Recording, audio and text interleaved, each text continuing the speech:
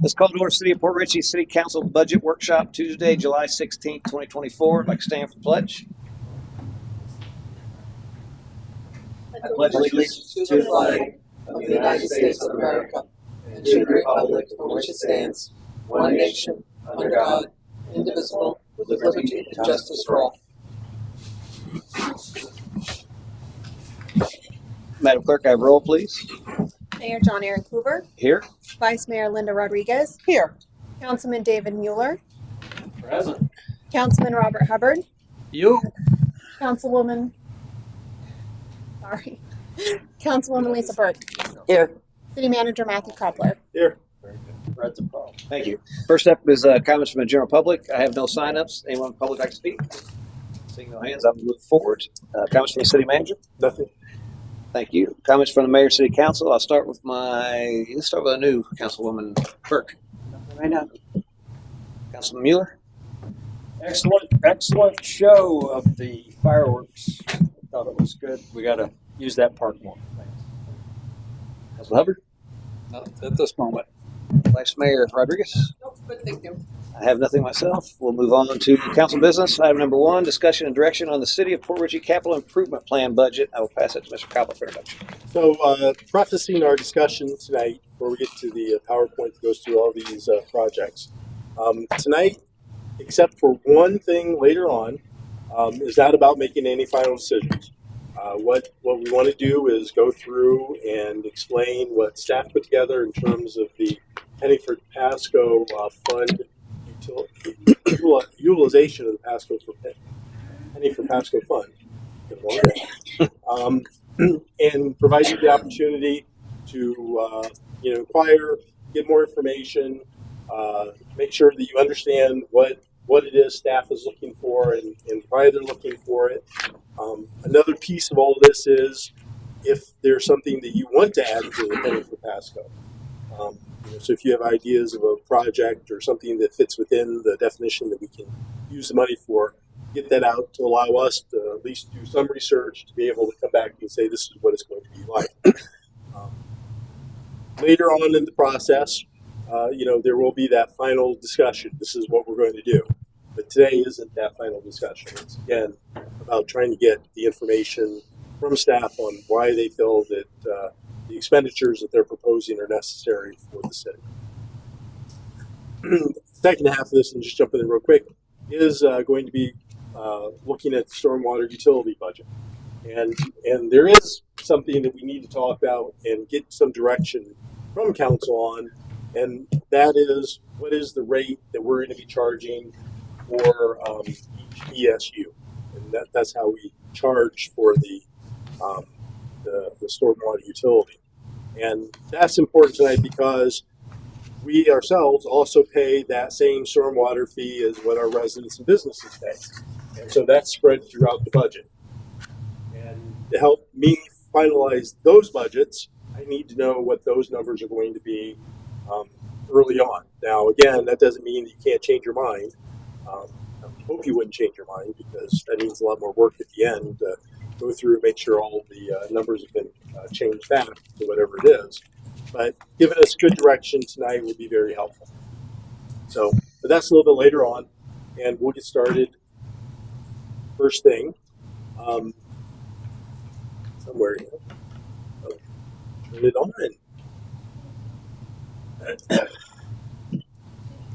Yes. Turn it on. Still not. Oh, hold on. There you go. And no. It doesn't want to work. It's where the computer is. And I think the computer's behind that box, right? Just in case it's not. Okay. Well, you can control it then. I don't think it's there. You have to, I'll control it. where's Okay. the source? Computer, I think. Hold on. There may be a battery issue. Hold on a little bit. Oh, he needs a dongle. Might need that. Auspicious beginning. It should work now. There you go. There. Thanks. Thank you.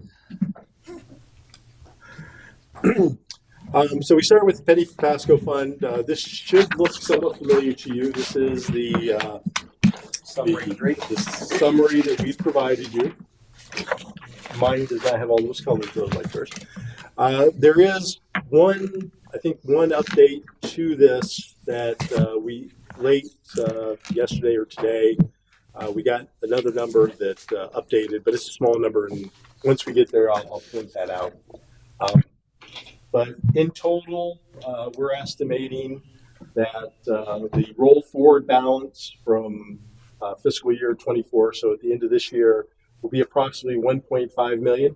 Now, this number hasn't been updated since our finance director left us back in June, and we know that there's some things that we haven't purchased out of it. So that number is most likely going to increase when we get to the final budget preparation. The anticipated revenue, one thing to understand with that is that there's two components. One is we've put in a grant for the Mix Park, which is a matching grant of $325,000. So that plus what the projected revenue is comes up to $990,000 in anticipated revenue. Obviously, if we don't get the grant, we're not going to make that expenditure. So that's there as a placeholder in case we get it. We had to show the state that it was on our CIP. And so based on that, we have an estimated fund balance at the start of fiscal year 2025 of approximately 2.5 million. In total, the projections here show that we're going to spend about $1.4 million, and the end fund balance would then be, if we did spend that, $1.1 million. Another thing I want to call to your attention is if you look on under the item column, there's going to be some asterisks next to different projects. The reason I put those asterisks there was, one, to remind me what I did, but also to be able to show you what I did. Those with the asterisk were actually proposed in this fiscal year for expenditure in 2025. What I did was move them, effectively into 2026. And the staff will still make their presentation with those. And so if you want to, you can move them back over into that this year's budget as well. But in looking at it, I felt that some of those, could wait until next year and made more sense actually in the following year. Another thing I want to point out is we are in the early stages of getting our CIP Act together.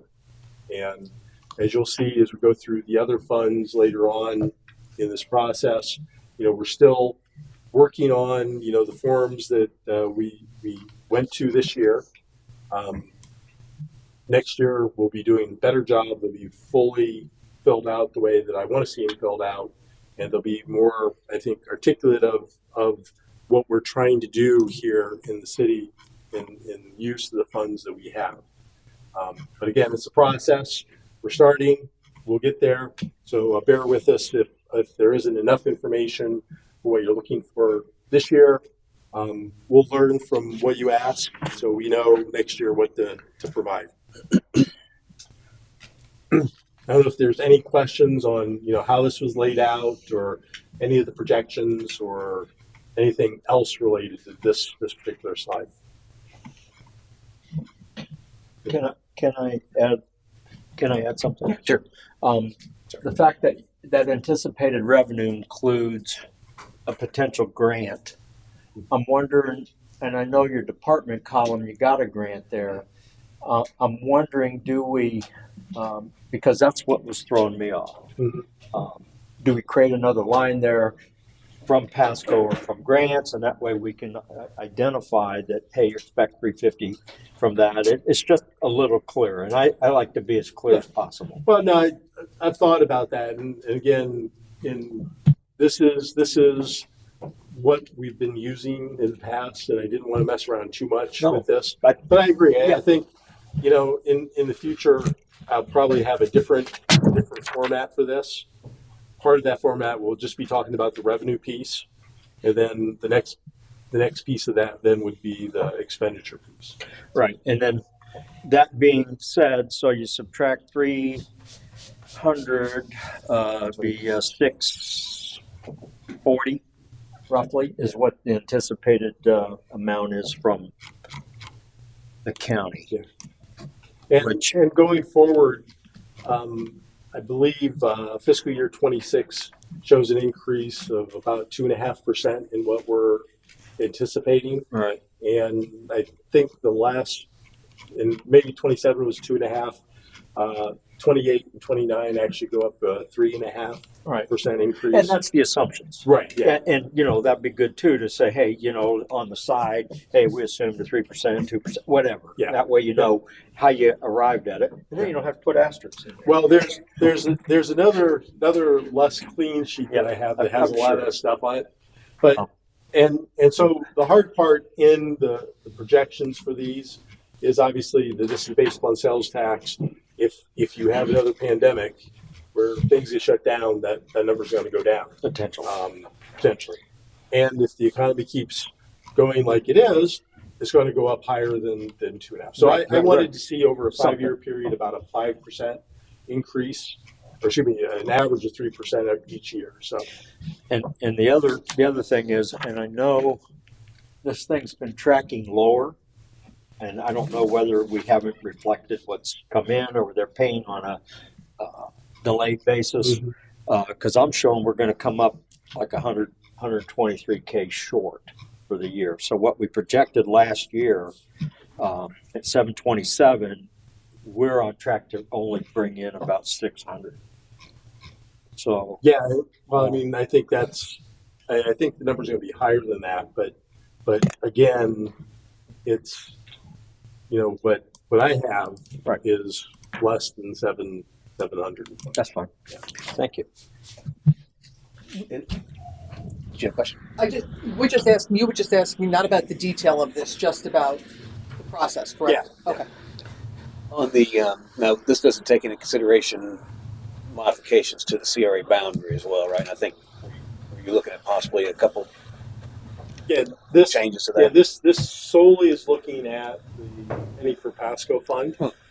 So we're not going to get, that'll be a conversation we're going to get into actually as the CRA. We'll have that conversation and then follow up at a council meeting or a council budget to talk about what the impacts are. That's a dumb question. I think it's something else, but on the grant is what I actually wanted to ask. So when we get a grant, is it normally attached to a specific fund?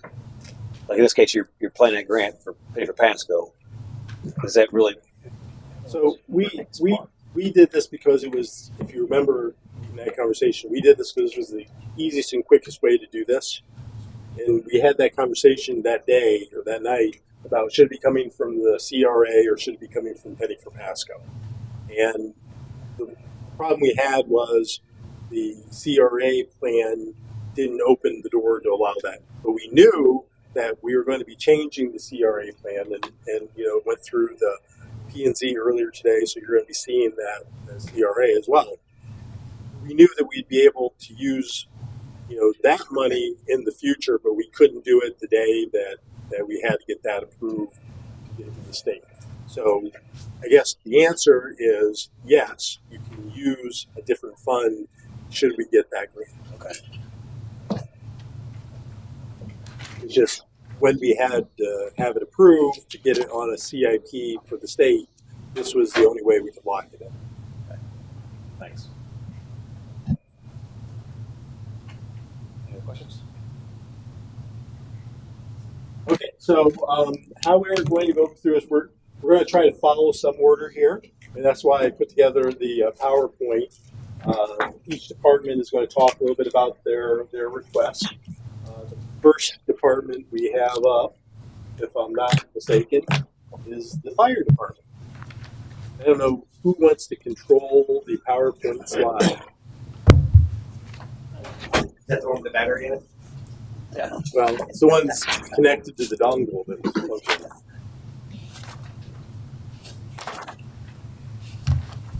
And I think there's a lot of slides there. There is. We'll be able to breeze through a few of them since you were so kind to print it in their packet. So I first want to thank you all for your consideration in this. I know that we have some additional slides, but what the chief and I wanted to highlight for you was how we came to this point of figuring out this is what we think we need in the next 5 years. This wasn't just a wish list of stuff that we decided to throw together because we're trying to keep up with other neighboring departments or anything like that. What this had to do is we did an evaluation of our department. You'll see what strengths and weaknesses of us, and then put those into different categories. And this is what came up with the capital improvements on the side for Penny for Pasco. There's general fund, and then we also have internal processes and policies that aren't in the slide that we're addressing and taking care of to better our agency that have no cost that you guys would see. It's in our, these are just brief slides of our overall 5-year plan for the fire department. So obviously we have our mission statement here. I'm not going to go through it completely, but that's what our department governs by. That's what we try to do every day for the city's residents. And one of them right there is to coordinate, develop, and exercise and implement comprehensive emergency management system to include the mitigation, preparedness, response, and recovery for the city. Our executive summary just explains of who we are, what we are. A lot of people don't know we're a combination department. So when you think about our capital improvements, we also take in consideration we have 25 volunteer positions. So when people ask, well, hey, why is it that you need 6 sets of fire gear every year? We're also taking care of our volunteers with that on that side. You'll see inside there on the last line that we've seen a 98% increase in the past 10 years of calls for service and a 70% increase in the past 5 years. We went through everything. We found out some of our department strengths. The fire department are qualified and skilled personnel, obviously, we hope. The department has equipment for safety firefighters, people we serve. The City of Fort Worth Fire is the only department in the county with well-trained personnel on water rescue and rapid divers. One of our strengths that we found out was the department can adapt and overcome situations and tasks with limited personnel. As you know, we're a smaller department. Our weaknesses that we found. We're a culture that dwells in the past and can be resistant to change, right? We talk about our past a lot and how we need to come over that. The lack of proper training facilities and equipment that we have. Limited administrative abilities among our junior and senior ranks. Lack of tenure among firefighters. Training, funding for all personnel. And then the lack of aerial apparatus for protective and access to cities of elevated structures. Opportunities we have, completing a community risk reduction, train our support personnel that are willing to step up and take new responsibilities maybe for the city, training programs and equipment improvements. We have career development among our new firefighters, build external relationship and partnerships with Pasco County and the City of Newport Chief Fire Departments. Some of our threats that we base this off of was our population increase, creates all volume increases. Attrition, we lost of our senior fire department personnel and experience knowledge based. We're in a organization that has a lot of senior people and a lot of junior people, not a lot of people in the middle. Low application rates upon new job postings. Employees leaving for other departments due to higher pay. The ability to maintain a low operating cost in a general fund due to the rising costs of living. And dwindling volunteer membership in force. Does anybody have any questions on that? So that's what we based our capital improvements off of, are those things. Our first capital improvement that we come to is the addition of the advanced life support. This really is not a one, I guess we can discuss tonight, right? Because this has the general fund increase inside of it, or do you want to go over it? Yeah. Okay. So here, our first one for Penny for Pasco, you'll see that we implemented a capital improvement fan for the fire department bunker gear. Already on this page. What we're requesting to do here is replace 6 to 7 sets of gear a year. And the reason why we're going to do that is to make sure that we're current with our standards and our firefighters are in current gear, and we never get to a point where we have to purchase a large amount of gear for people coming in. Everybody knows we have different sizes, and I wish we had gear that could be tailored to just one size fits all, but that's not the case. So sometimes we'll buy a set of gear, and that gear might be used, and that person leaves, and then that gear is not used for an additional 2 to 3 years. The other thing that works against us in the capital of purchasing gear is there's a 10-year replacement cycle on these from the NFPA. So whether we like it or not, if that gear does not even see a day of light or a day of fire, which our gear doesn't, but if it doesn't, the NFPA says at the end of 10 years that gear is to be destroyed and go on because the materials that it's made of break down over time through UV light and everything else. And the reason why we came up with the number of 6 sets of gear is that's what our current rate is for us to keep up with what we've been going since 2017 is when we started implementing this, to keep up with our current rate to where we're never going to have the ability to not have fire gear for our firefighters. This was something that was huge when we started back in 2017. I came from a time when I first came to the fire department where they had you go down the road to get a good jacket over here and a pair of pants over here. And sometimes we had non-compliant gear. Currently, all your firefighters have compliant gear. But for instance, this year we have 6 sets coming up that are going to be surplused that we have to replace those 6 sets with. The other thing with the capital improvement is everybody knows that the fire service is constantly evolving and changing. And one of the big initiatives is the cancer prevention initiatives. And starting this year, you guys were very generous in funding us to begin buying cancer initiatives gear. So now the firefighting gear we buy from here on out will have cancer prevention initiatives for all the firefighters, which is a huge step. So much so, a huge step, our gear is kind of envied in the state of Florida right now. We got it from Orlando, so we didn't come up with this ourselves. Orlando spent a lot of time and money in developing this. But to where Pasco County is currently looking at the set of gear we wear for cancer prevention initiatives to make sure that their firefighters have cancer prevention initiatives immediately on the fire. You can always go home and shower, but you need to have cancer prevention initiatives there. So that funding source is $32,130 and a 5% possible increase. We budgeted across the capital improvement.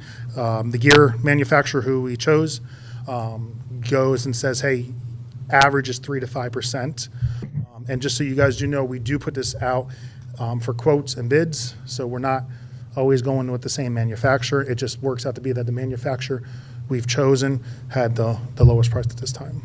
If I could ask a question, so the one set of gear should last for 10 years, Should, right? yeah. Is that, how often at 6 per year, that would be 60. In that 10-year period, we'd have 60 sets of gear in the rotation, right? Yep. So is there a reason why we're doing 6 per year as opposed to less? We have 60 sets of gear, do we? So we have 15 part-time firefighters that we are budgeted to equip. We have 10 full-time firefighters and 25 volunteers.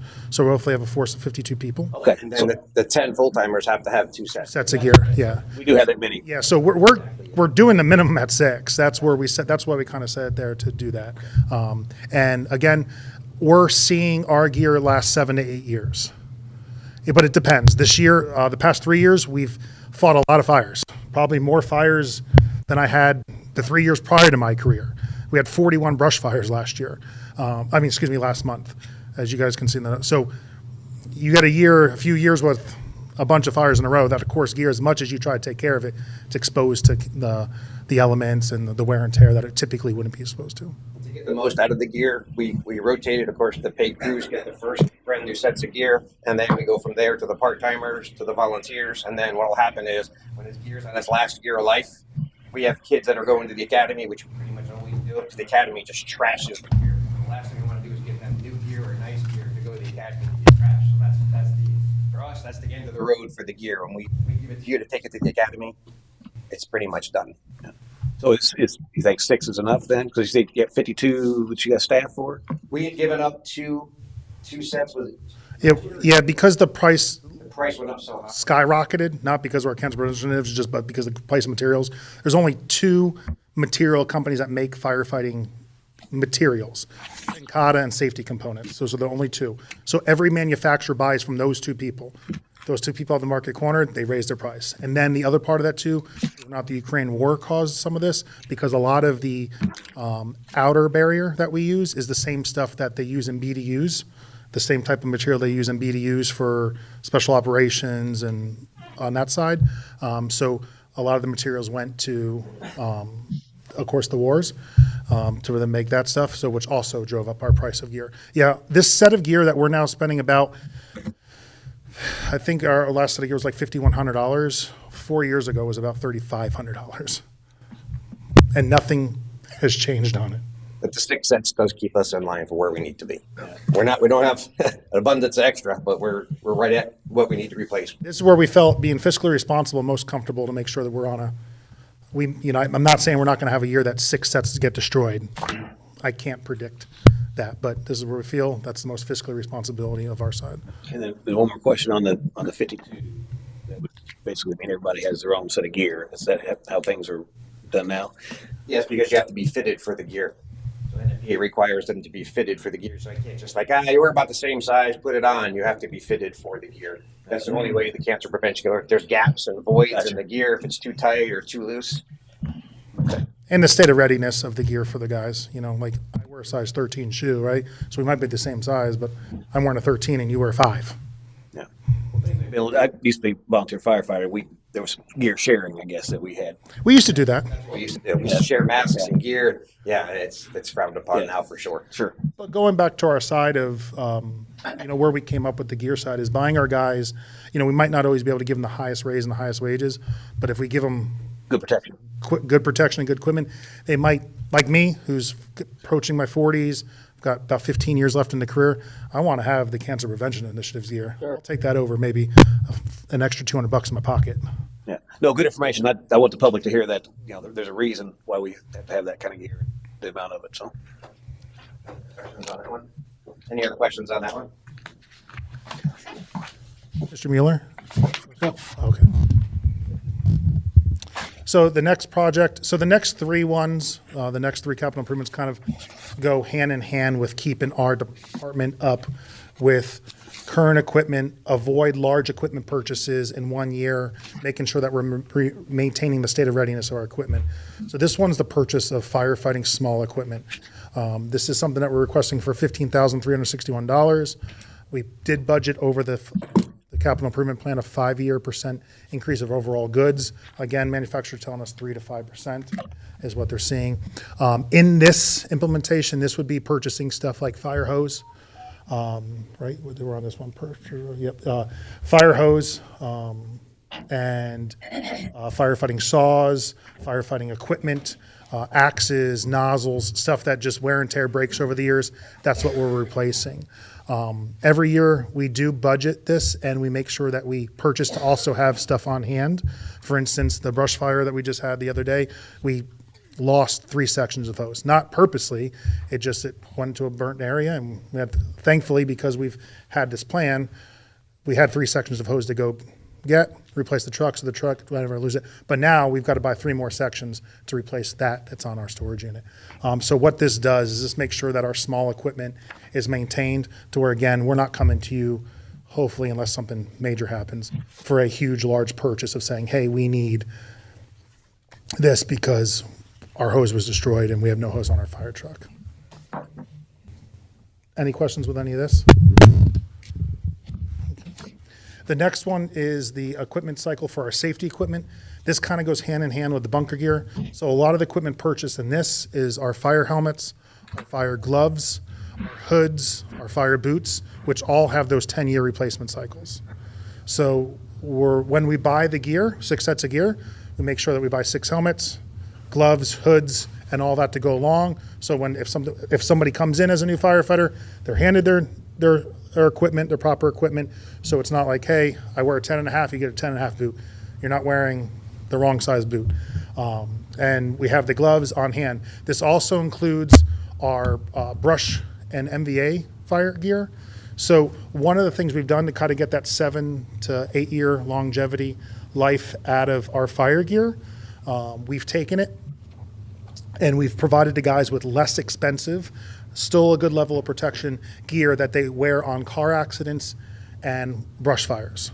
So the other part of that too is nobody wants to wear really thick fire gear because it's taxing out in 90-degree weather trucking through the woods, where this is more of a single layer material, Nomex material, that protects the firefighters. It also cuts down that wear and tear to give us that 7 to 8 year life. The average lifespan of a fire gear, believe it or not, is only about 5 years, 4 to 5 years, just because of the way it is. We can extend that out because we're giving our guys different gear to wear on those car accidents and motor vehicle accidents. So I tell people the reason why we also buy that is a guy kneels in a lake of gasoline by accident on a car accident. We now only have to replace a $250 pair of pants, not a $2,000 pair of pants. So this would keep everybody up with maintaining that they have NFPA compliant gear. The big driver behind all these three things is the NFPA's 10-year service life. And some people say, well, hey, are you guys an NFPA state? We are and we aren't. Case law, they always resort back to the NFPA. And the first question I have to ask, that I'm asked when a firefighter is injured on a form, were they wearing compliant safety equipment? So that's what drives this. Again, this goes down to helmets, hoods, boots, gloves, water rescue gloves and gear, and our MVA and brush fire. The water rescue gears will cover us like waders, dry suits, stuff like that that we do use. Any questions? So with this is a segment from, I won't go through this all, you guys can read it. What this goes through, this is just saying how when we put our 5 to 6 year, when we put our 5-year plan together, this is what we broke it down to of why we have to do it and what we're going to evaluate and what's included in all those sides of things. The 10-year replacement cycles. The big topic, I guess, one of the big topics tonight is our fire station. The city council, when you guys did your stuff on the wall, put together that one of the highest priorities was the replacement of our 64-year-old fire station. What we're asking for in the Penny for Pasco this year is be able to have a station assessment. Is what we're asking for, is to use the Penny for Pasco money for that. This is going to start the process in us finding out where, how, what size of a fire station, right? So I could come to you and say, I want a 20,000 square foot fire station. You're going to go, why do you need it? The company is going to tell us what kind of fire station do we have to have, where we can put it, what's the best to put it. We've already kind of started some of the process with some of the engineer companies, free processes, just to kind of see what ballpark are we in.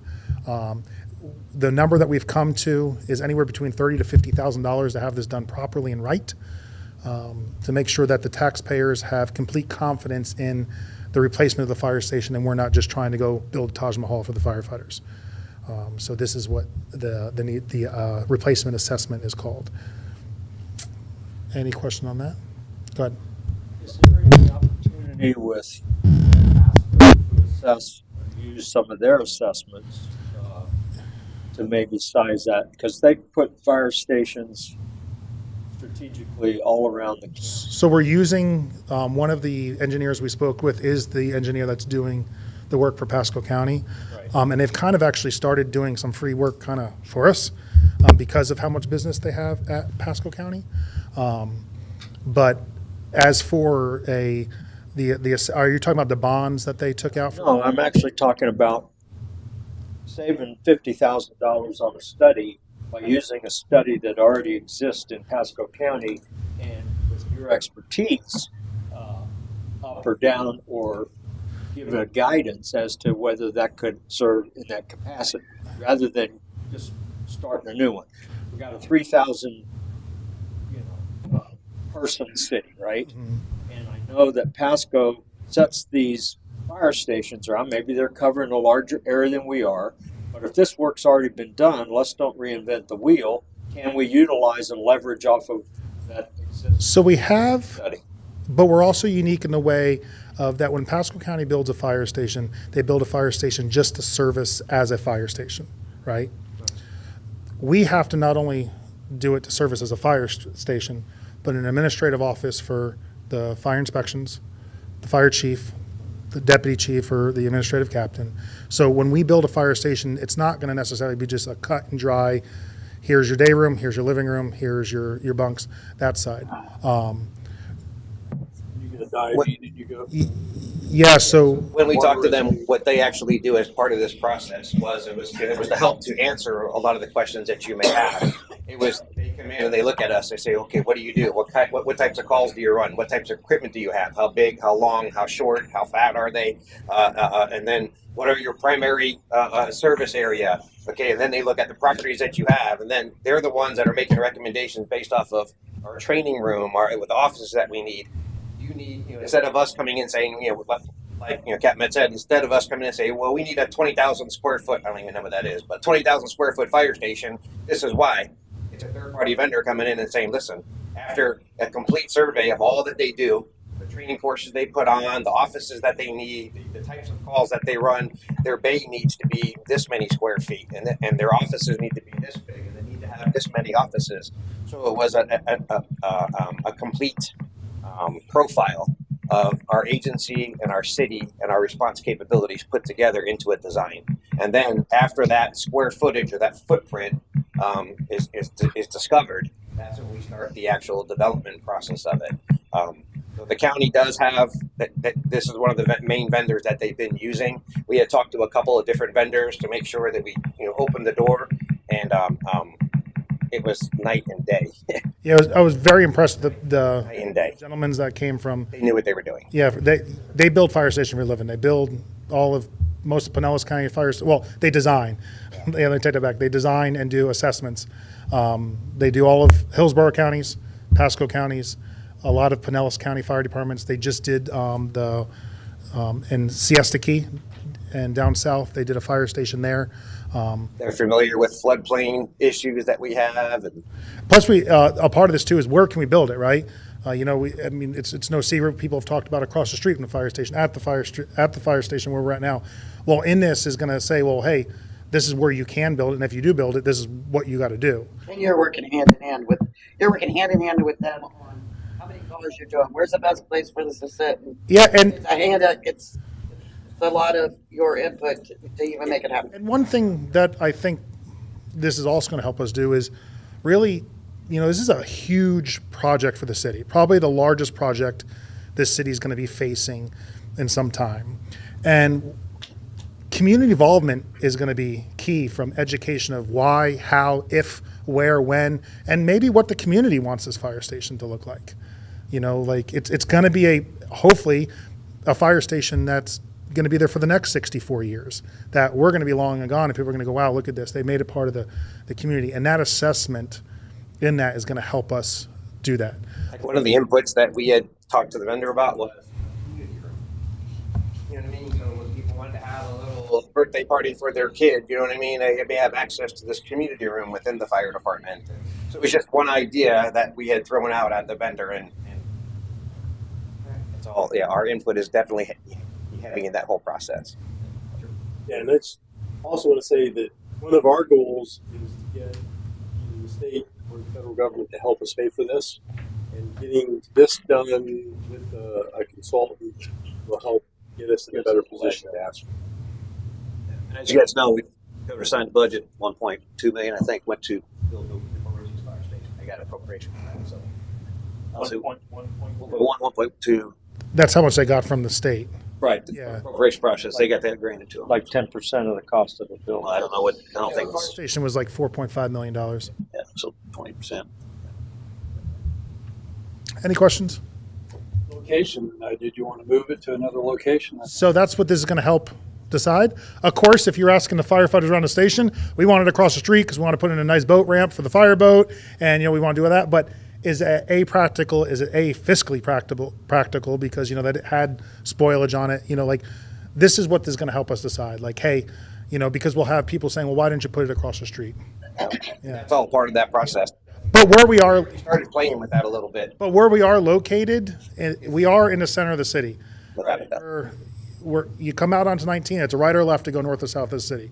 And I was curious about the property that sits right behind the fire department right now.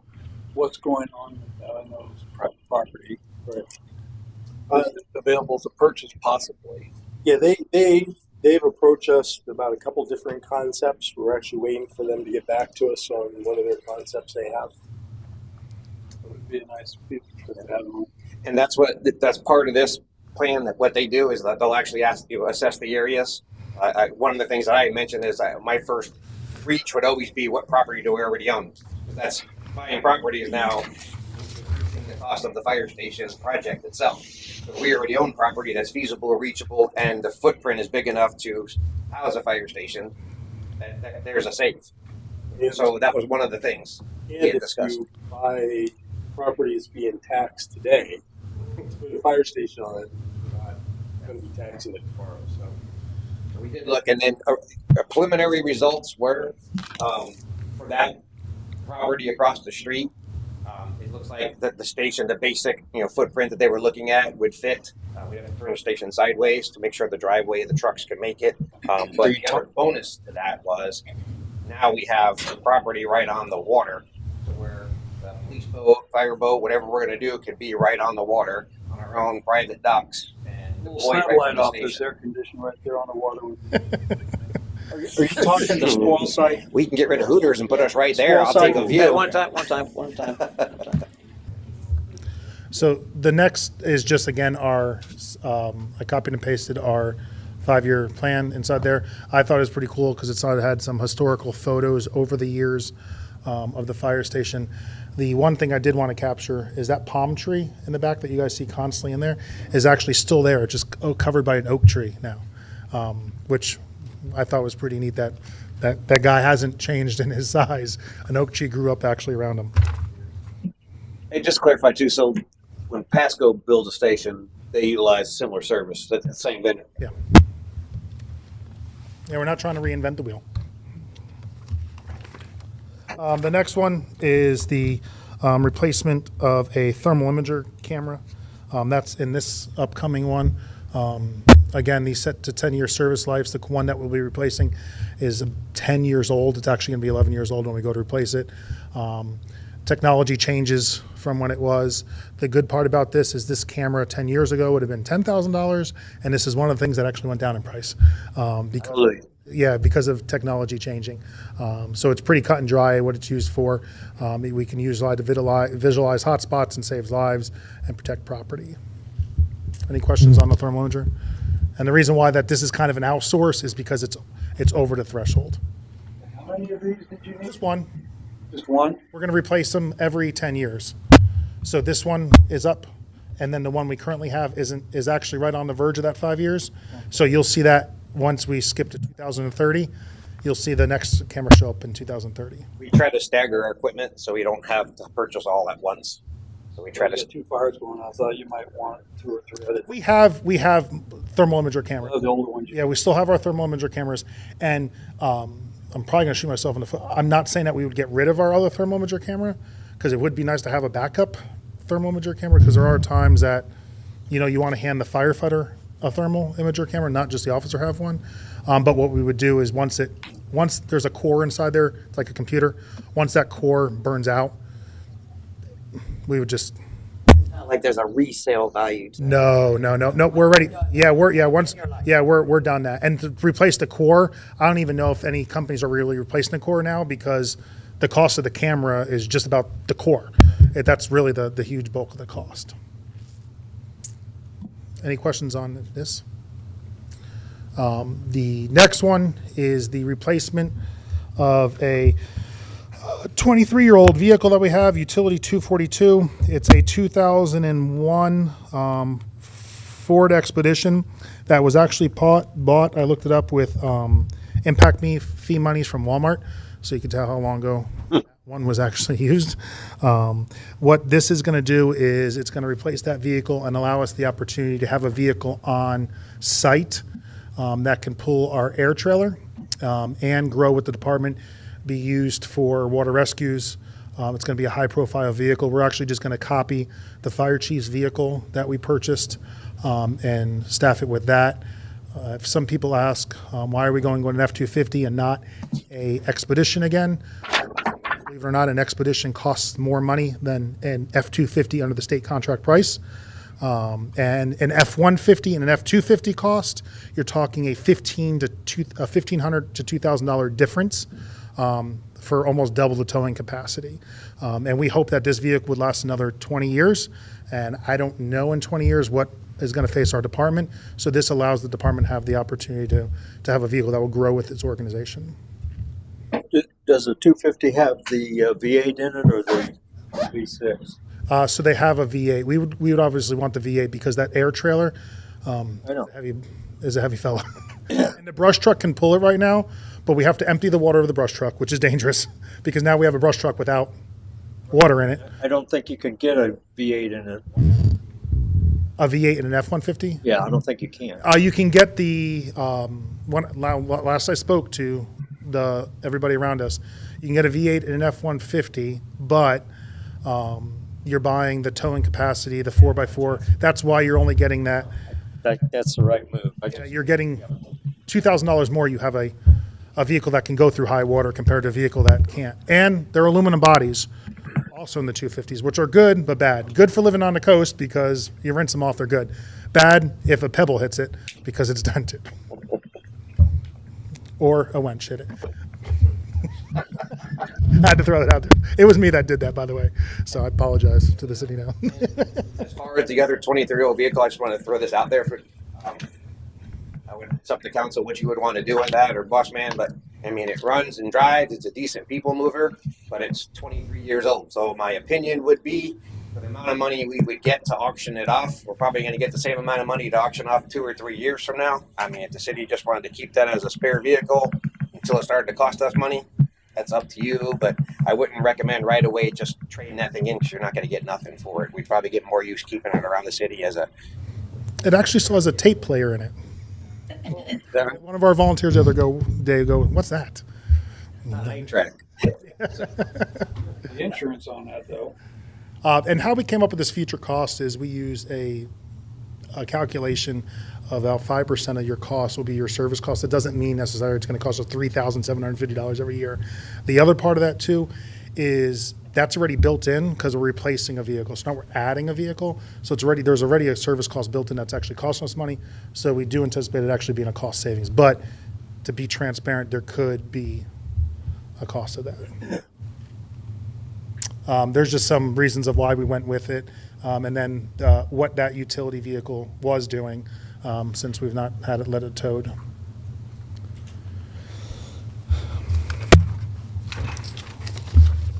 The next one you'll see is the drone. I apologize. I just realized because I was trying to get through this.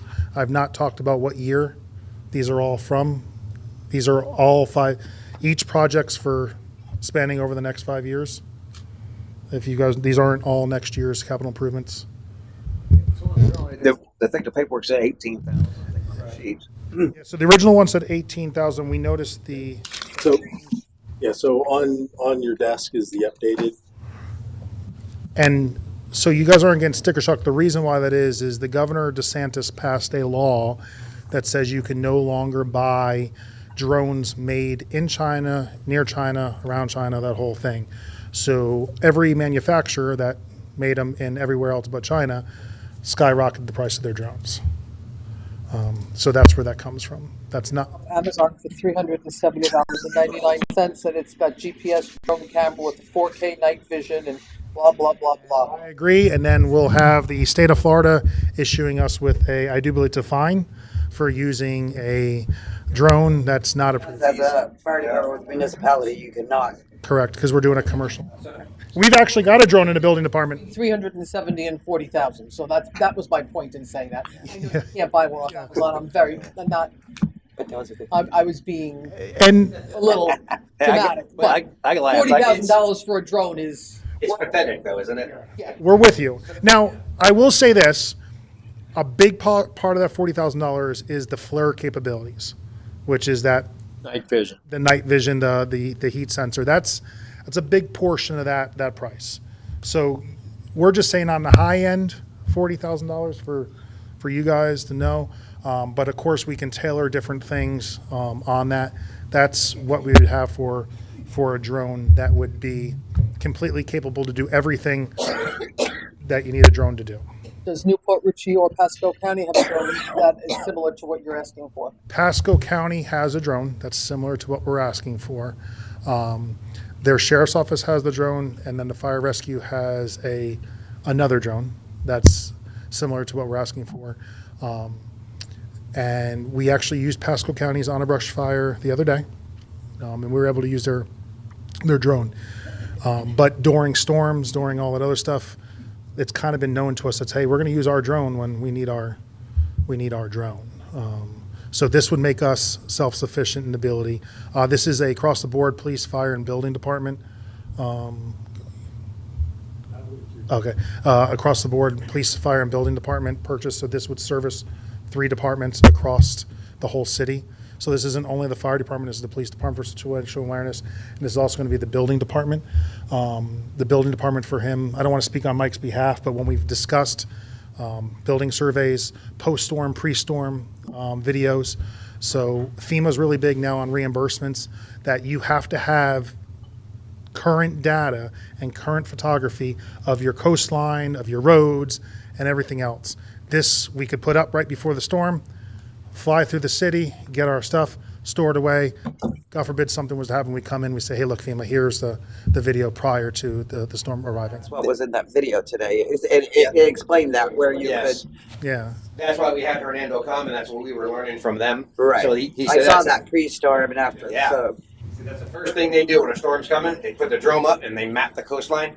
So they get like a couple days before the storm comes, they map the coastline with that drone and video the whole thing for a day or two. And then post-storm, if there's damage, then they can prove it's undeniable to FEMA. You know what I mean? Here's what it looked like before, and here's what happened to it now. Versus a face-to-face assessment, and it's done in a matter of minutes.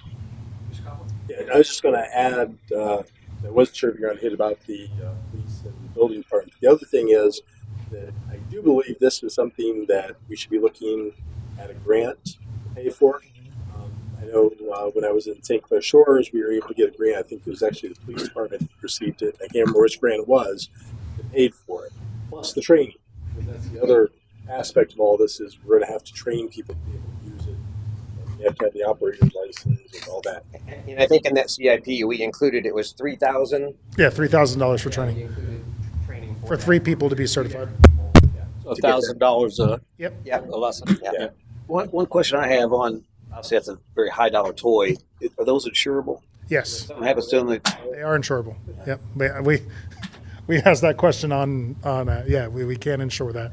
you crash it, that's a lot of. Yeah, that's why we'll also be very tasteful, in who we pick to operate the drone.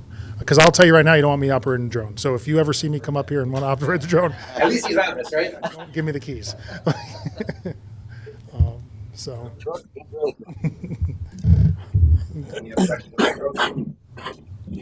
No, I mean, it's expensive toy, but that's very valuable for sure.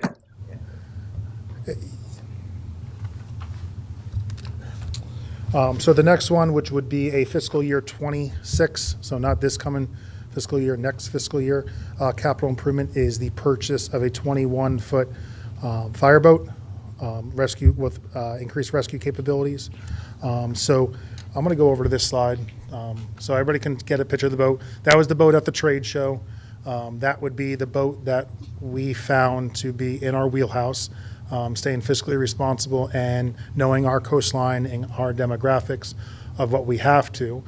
How we came to that response is so since 2017, we've been providing water rescue services to the city and to the neighboring county. Every firefighter that is on duty, the captain and driver, are certified to operate the boat. Every firefighter is not only is a surface water rescue swimmer and a rapid diver. So at least the captain and driver of the fire truck are certified in surface water rescue and rapid diving. Right now, we have one of the 2 other additional firefighters of our 3-man engine that is certified in rapid diver. The other 2, because they're in paramedic school, obviously that's a priority. They'll get it right after that. So what we did is we took our water rescue responses and we broke them down. You can see the increase, and I apologize here. So in 2020, I can't see the number, but I know that we ended last year with 20 water rescues offside of our coast that we were called to and we deployed our boat. We have a limitation of our boat that we got on the Firehouse Subs grant. So that boat was purchased with funds from the Firehouse Subs, had no money from the city of Port Richey. But the problem that we have is a 16-foot flats boat that has limited capabilities. Every day we go into the fire station, we put the weather on the board, and we have no-go situations for that vessel.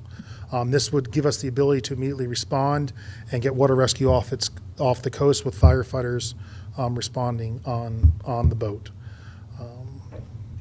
So that's kind of where we come to, is just our limitation with our current vessel. Since you brought up the firehouse subs, how does that program work? A So little bit. Do you go ask them for funding for something, or is it just as they come around at certain times? we sought after them. We applied to the Firehouse Subs grant. We're actually the largest awardal to date that I'm aware of $56,000. Typically, they only give $25,000 towards the purchase. It helped that we had a casino boat catch fire with people jumping off of it, and when the person called me from the foundation, literally said, "Hey, we didn't read anything," joking, but we didn't have to read anything. We just looked at the pictures, and you could have just sent us pictures, and we would have given you the money. So I approached Firehouse Subs again about this, and what they said was we can reapply, but they wouldn't, because they've already given us money for a boat. We can show the justification need for an additional, and they might give us additional funding to help offset the cost of the boat. But there's no guarantee, because of course they're trying to give, that's one thing their foundation, they try to give out a lot of money fairly across the board. So there's no guarantee in that. Of course, we would try to go for that to see if we can get some offset funding. Is because we're both specifically before, is it better to approach them for money for something else, fire-wise, gear or So truck or whatever? we've looked into it on what we can approach them for, and something that's not on your capital improvement plan yet is the AutoPulse, which is an AutoPulse device, a CPR machine. It's the machine that pushes the heart, so it has a high effective rate. The reason why that's not on there is we're trying to ascertain the AutoPulses, which are $45,000 each, and we want two of them. We would like two of them. We're trying to get them to purchase an AutoPulse from us. So you're engaged with them. Yeah, we're engaged with Firehouse Subs right now on another issue or topic we want to try to have covered. I've also reached out to FWC. We even got a boat from the Florida Forest Service to see if maybe we can get a boat to repower and everything. But a lot of the boats they have are military surplus, and what I mean by surplus is they've met their military life. Aesthetically, the boat that we got from the Florida Forest Service looked really good until professionals looked at the boat and went, "Hey, look down the side of the boat," and the boat went like this. And what had happened is it had, in Hurricane Dorian, went on its side, fell against something, pushed in the boat, righted itself up. Federal government said, "Oh, look, here's a boat," and we thought we had a good boat on our hands until we did that. The other side of that too is what this is going to cost us. It would cost us to repower and rewire, because you have to rewire these federal boats. They don't come ready to go. Like the boat Pasco County got from the Air Force, they had to repower, rewire, redo. You're in the ballpark of buying a boat with a warranty and a brand, and on that side. Just the motor for that boat would have been about $35,000. Just the motor. Never mind everything else we'd have to do to it, and then how dependable it would have been in the end. Versus a brand new boat with a warranty, set up, designed, and we're getting a boat that we really wasn't our select choice. Yeah. It was more of a deeper water boat, and it just really wasn't conducive for our city.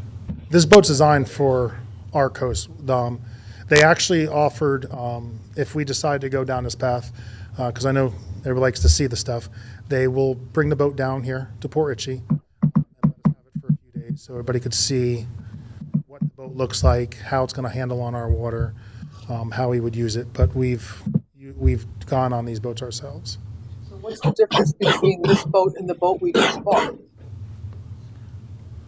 What's that? What's the difference between this boat and the boat we just bought This for is- $100,000? This is more of a rescue boat. This is designed for rescue. It's designed from a company, who builds rescue boats. Rescue One's the name of the boat.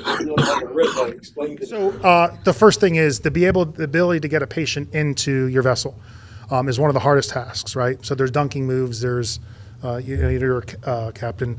There's dunking moves, there's all these things that you can practice, but getting somebody over the beams is one of the hardest tasks, and is actually one of the most unsafe tasks that happens on a boat with rescuing, especially if you only have two operators. Somebody's got to stay at that helm making sure we don't kick that motor in, and we have a prop issue, and still staying, of course, because remember, we're not going out in typically flat waters to conduct a rescue. We're going out in rough waters. So now we have to deal with the boat going inside of other areas. Now you've only got one firefighter or police officer trying to pull somebody inside the boat, assuming that they're either unconscious or even conscious. This has a lower beam, that side of a lower side. It's inflatable. It's a soft side. It's not a hard side, so it's a softer lower side. So if we do have a collision of some sort, of where we put it in neutral, trying to get patients in, and it does hit something, it is a soft side vessel. These are Hyperlon. They're not PVC boats, so that's why the price is a little bit more money. People are going to say, well, I can go get a Zodiac for $60,000. Yep.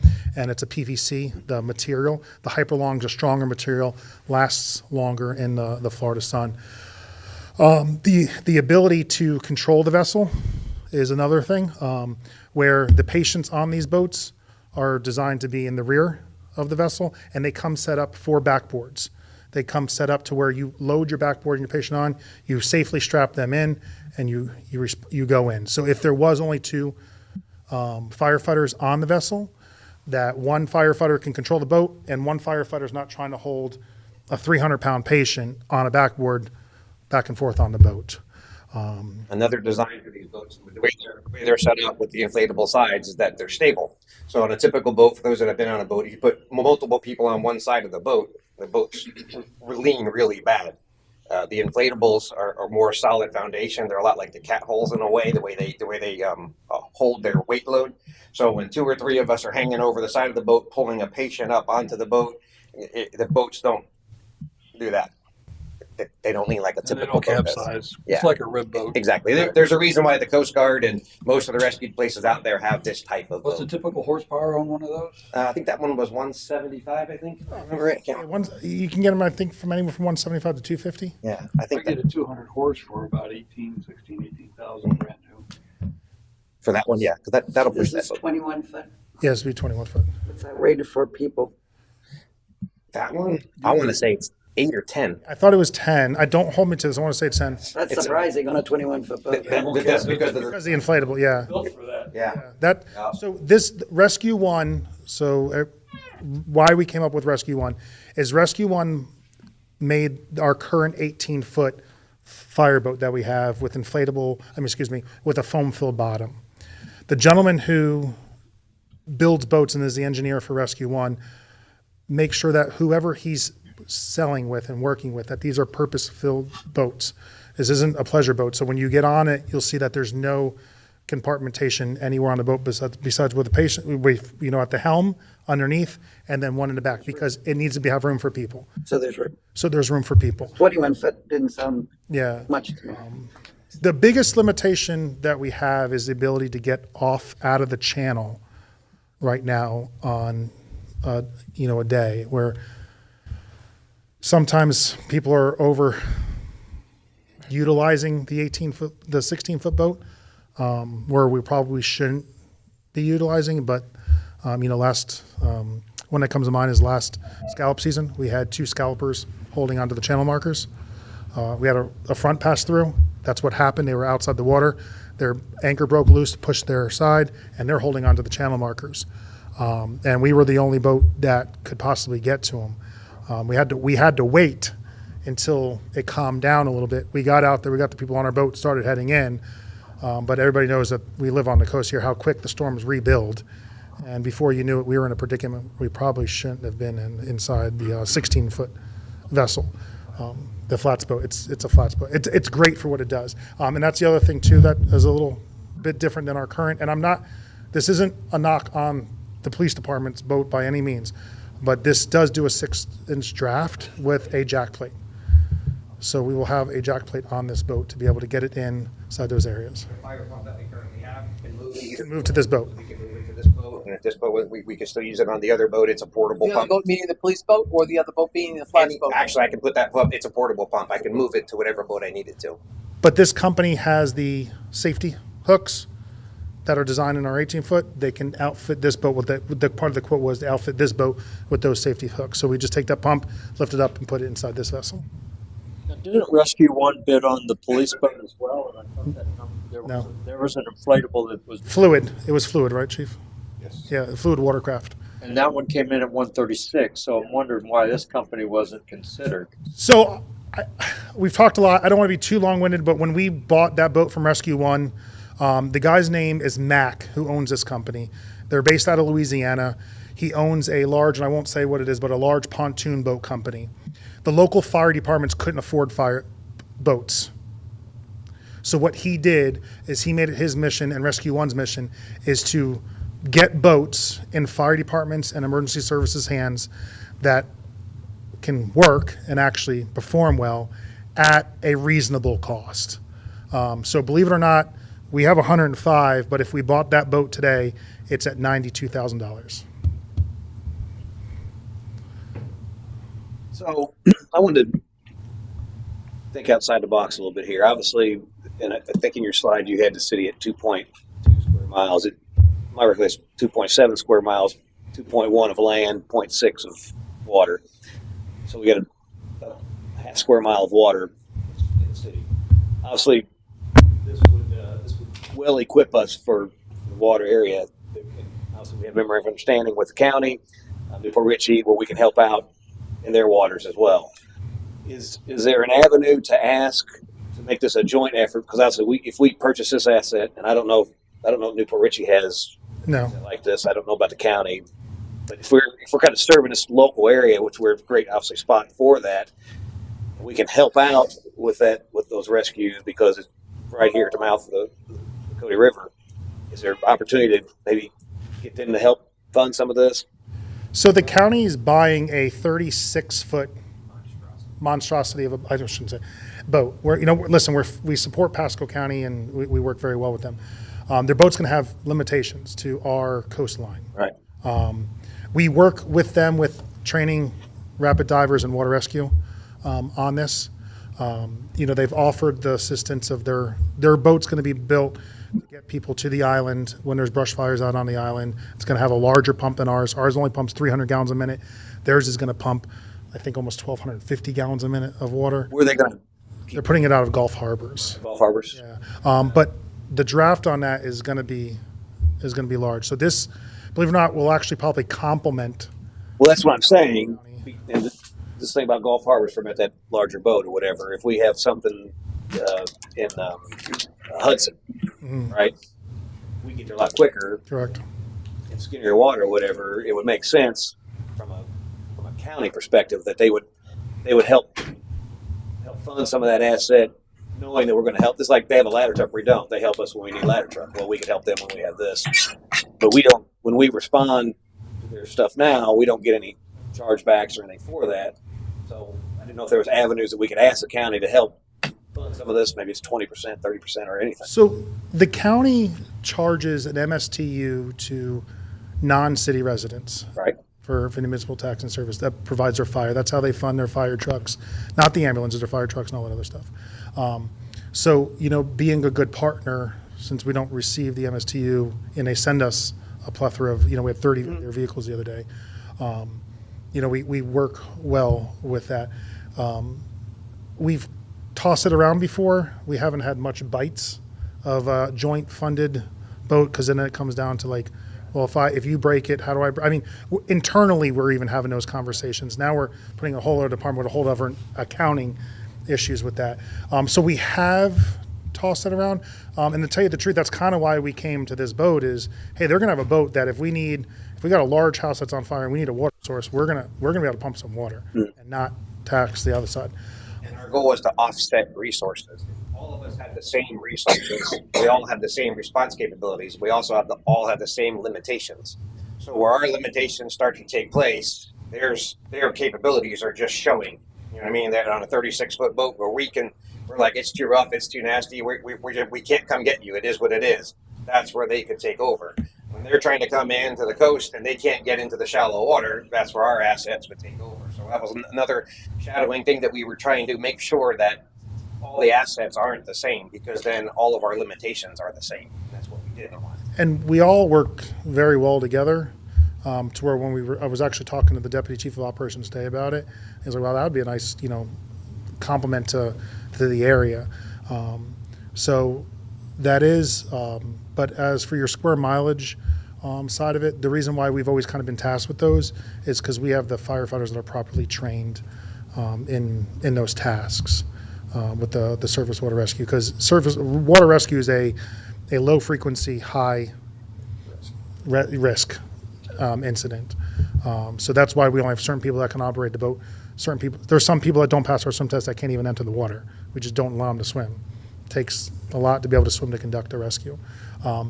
But if you extrapolate all of our structure fires, believe it or not, we actually respond to more water rescues within the city of Port Richey than we do structure fires. I believe that. Yeah, it just because that's our nature, guy. We're right on the water. We deal a lot with the water. That was one of the things that I told Chief when he came here that bothered me before was we were wearing bunker pants on the side of a river. You know, like, and if you go in bunker pants, they're going to fill with water and you're going to drown. Yeah. You know, like, and hey, I want to make sure our guys are safe when we go to the water and are able to perform water rescues, because there's nothing more helpless than standing on a shoreline and, you know, have a car go into the water and it will not do anything. So this will complement our water rescue capabilities and our abilities to reach patients. Yeah, and like the only problem, if you had a percentage of, if you take a year's calls, what percentage of those calls are helping the county? If you ballpark On the water, just in general, one a day. So percentage-wise, your total call value, how much is actually helping the county as opposed to? So we average one mutual aid call a day, but it's actually dropped recently. It's dropped probably in the past 9 months. I'd have to do the math to figure out the Yeah. Say half, would that be too much? Oh, wait, yeah. Close. So so if we ran 1,750 calls or 650 calls last year, and we'll just say even numbers, 300 county calls. So you're talking one a day is one a day, 365. 350 for the whole year out of 2,000 calls. Yeah. Between 10 and 20% are county calls? You said 17 and 300? Well, if it's one a day, 365 days a year, so there's 360 calls. If you had 1,000 total calls, that's 30%, so I ran 2,000, so 20%. 15%, yeah. between there, so say 50%. Let me say 15% of those are mutual aid calls. They include the city of Newport Richey. Newport Richey, which were automatic. And to my point, but so 15%, we have this capability, and obviously if we have this asset that maybe we could use more often because it applies to these other things, maybe it goes up, but let's say 15%, you know, the residents are bearing the total cost of that mutual aid, and you know, they help with other things too, but it just feels to me like we probably help out more than they help us out. Well, The sheriff on the water all the time. Let me do it the other way around. We help them out in little increments. You know what I mean? They help us out astronomically. Sure. So we go to them, let's say that our one call a day, there's 95% of those are medical calls. So we're in and out in 15 minutes. So every time we call them, we're tying their multiple apparatus, millions and millions of dollars worth of apparatus up for half a day, 10 hours, 8 hours, 0 questions. The last brush fire, we had 4 engines, a ladder truck, an air truck, 2 brush trucks, a tanker, 2 chiefs, a drone, and they were there all day. And here we're running, you know, so the percentage is correct, that 15% or whatever that number you came up with is correct. But when you look at, let's look at utilization hours. That one call, we utilized half a dozen or more of their trucks for 10 hours. And Makes sense. It would take me 60 calls to put up 10 hours worth of our time. and we have a good relationship with Pasco. One thing that, I mean, I guess, well, Pasco County, we have such a good relationship with them. You know, they allow us to fuel up their depot because of us, our relationship with them. And I'm just trying to show people like, hey, it is very, I think, a very shared. Our fire truck broke down about a year ago. We couldn't get somebody to fix it, and Pasco County not only fixed us, but they didn't even charge us. It was a hurricane. It was a holiday weekend. Holiday weekend. We had to. Our fire truck and didn't even charge us. We asked them, "Where's the bill?" And they said, "Don't worry about it. Thanks for helping us out. See you later." Yeah, well, our one truck was broke down. It was out for repair. It was up in Ocala, and then our primary, the only truck we had left, broke down. It was I want to say it was a sensor or It something. was a sensor issue. Yeah. Yeah. Wow. So then we had no fire trucks. So they pulled a fire truck for us. They said, we have a spare one for you, but bring it to our shop. Let's see if we can fix it real fast first before you go through putting our equipment on that truck. Even though it kind of makes They- sense, it's they- nice of them to do that. Yeah. Since I came here, they bent over backwards. Yeah, no, and I have, that's great. But reality wise is obviously the residents of the city, we do service Pasco County fire bonds. I know these two on there. We do. So, we are entitled to some of that stuff by nature. We pay for it as well. The bonds for the stations. Goes on to the fire stations. Right, but they're not our stations. Yeah, yeah. but not paying for it. I know. So am I. I know. It's Maybe we crazy. ought to have that conversation. So my only That's a political conversation that we don't want to kind of get involved in. point is obviously we purchased this, and let's say we purchased this $105,000 boat, right? And we helped them out with it. That's great, or whatever. My question is, can we ask to see if they're willing to throw a little money at us to help us get that asset, knowing they're going to get some benefit from it? You want to know what it? I mean, you're asking for 10 or 15 grand. I think with the water between ownership and use and rights to it, where I know they will help us is training. So in other words, when we go to put on water rescue classes in their training division, we can actually use their training division, use their boats, use their staff to help train our people to where we're kind of doing it on our own now, fending for ourselves. So I know that avenue, now that they're finally buying their own boat, that bridge is going to be crossed. So that's where I see future benefit from them versus asking for a quick 20 grand to help us buy the boat.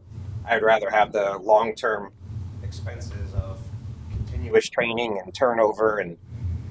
I'm not by any means. Listen, I know what you're saying. Yeah, we understand that, and that's why I think, one of the things we're on our list is that next fiscal year, once we're done through the process and we're getting all of our grants out of the way, is that we're going to look for avenues to offset this cost. So hopefully we can come to you and say, hey, look, we found $20,000 here. And the example we just got the other day For which one? was all. Okay, so you'll see on there your capital improvement plan for when you look at the whole list, and I don't know if anybody's noticed it yet, but under our last thing is advanced life support monitor for $50,000. Under your whole, on your first page, The very first page. first page that you come to, on the bottom it says advanced life support monitor $50,000. That's one of the things that we were able to pull off our capital improvement plan because we just found out we were awarded a grant through the Florida Department of Health for EMS grant to purchase GlideScope and a monitor.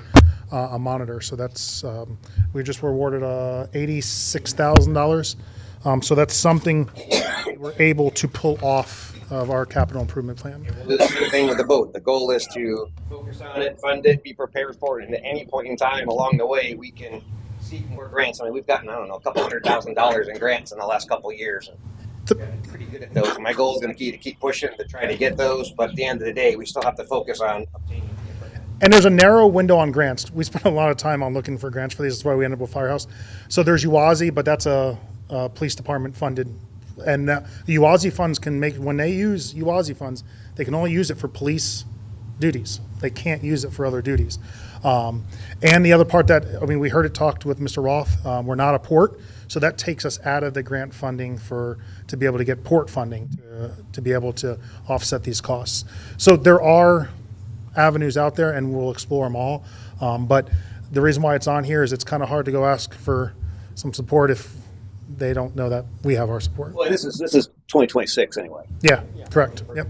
This year, just keep in mind as that gets closer, whatever. It wasn't a real popular decision with the public about purchasing a police boat when they already had one. And given a situation, you guys got technically two, I guess now. The Different things. boat, But this would be a third. So just keep that in mind.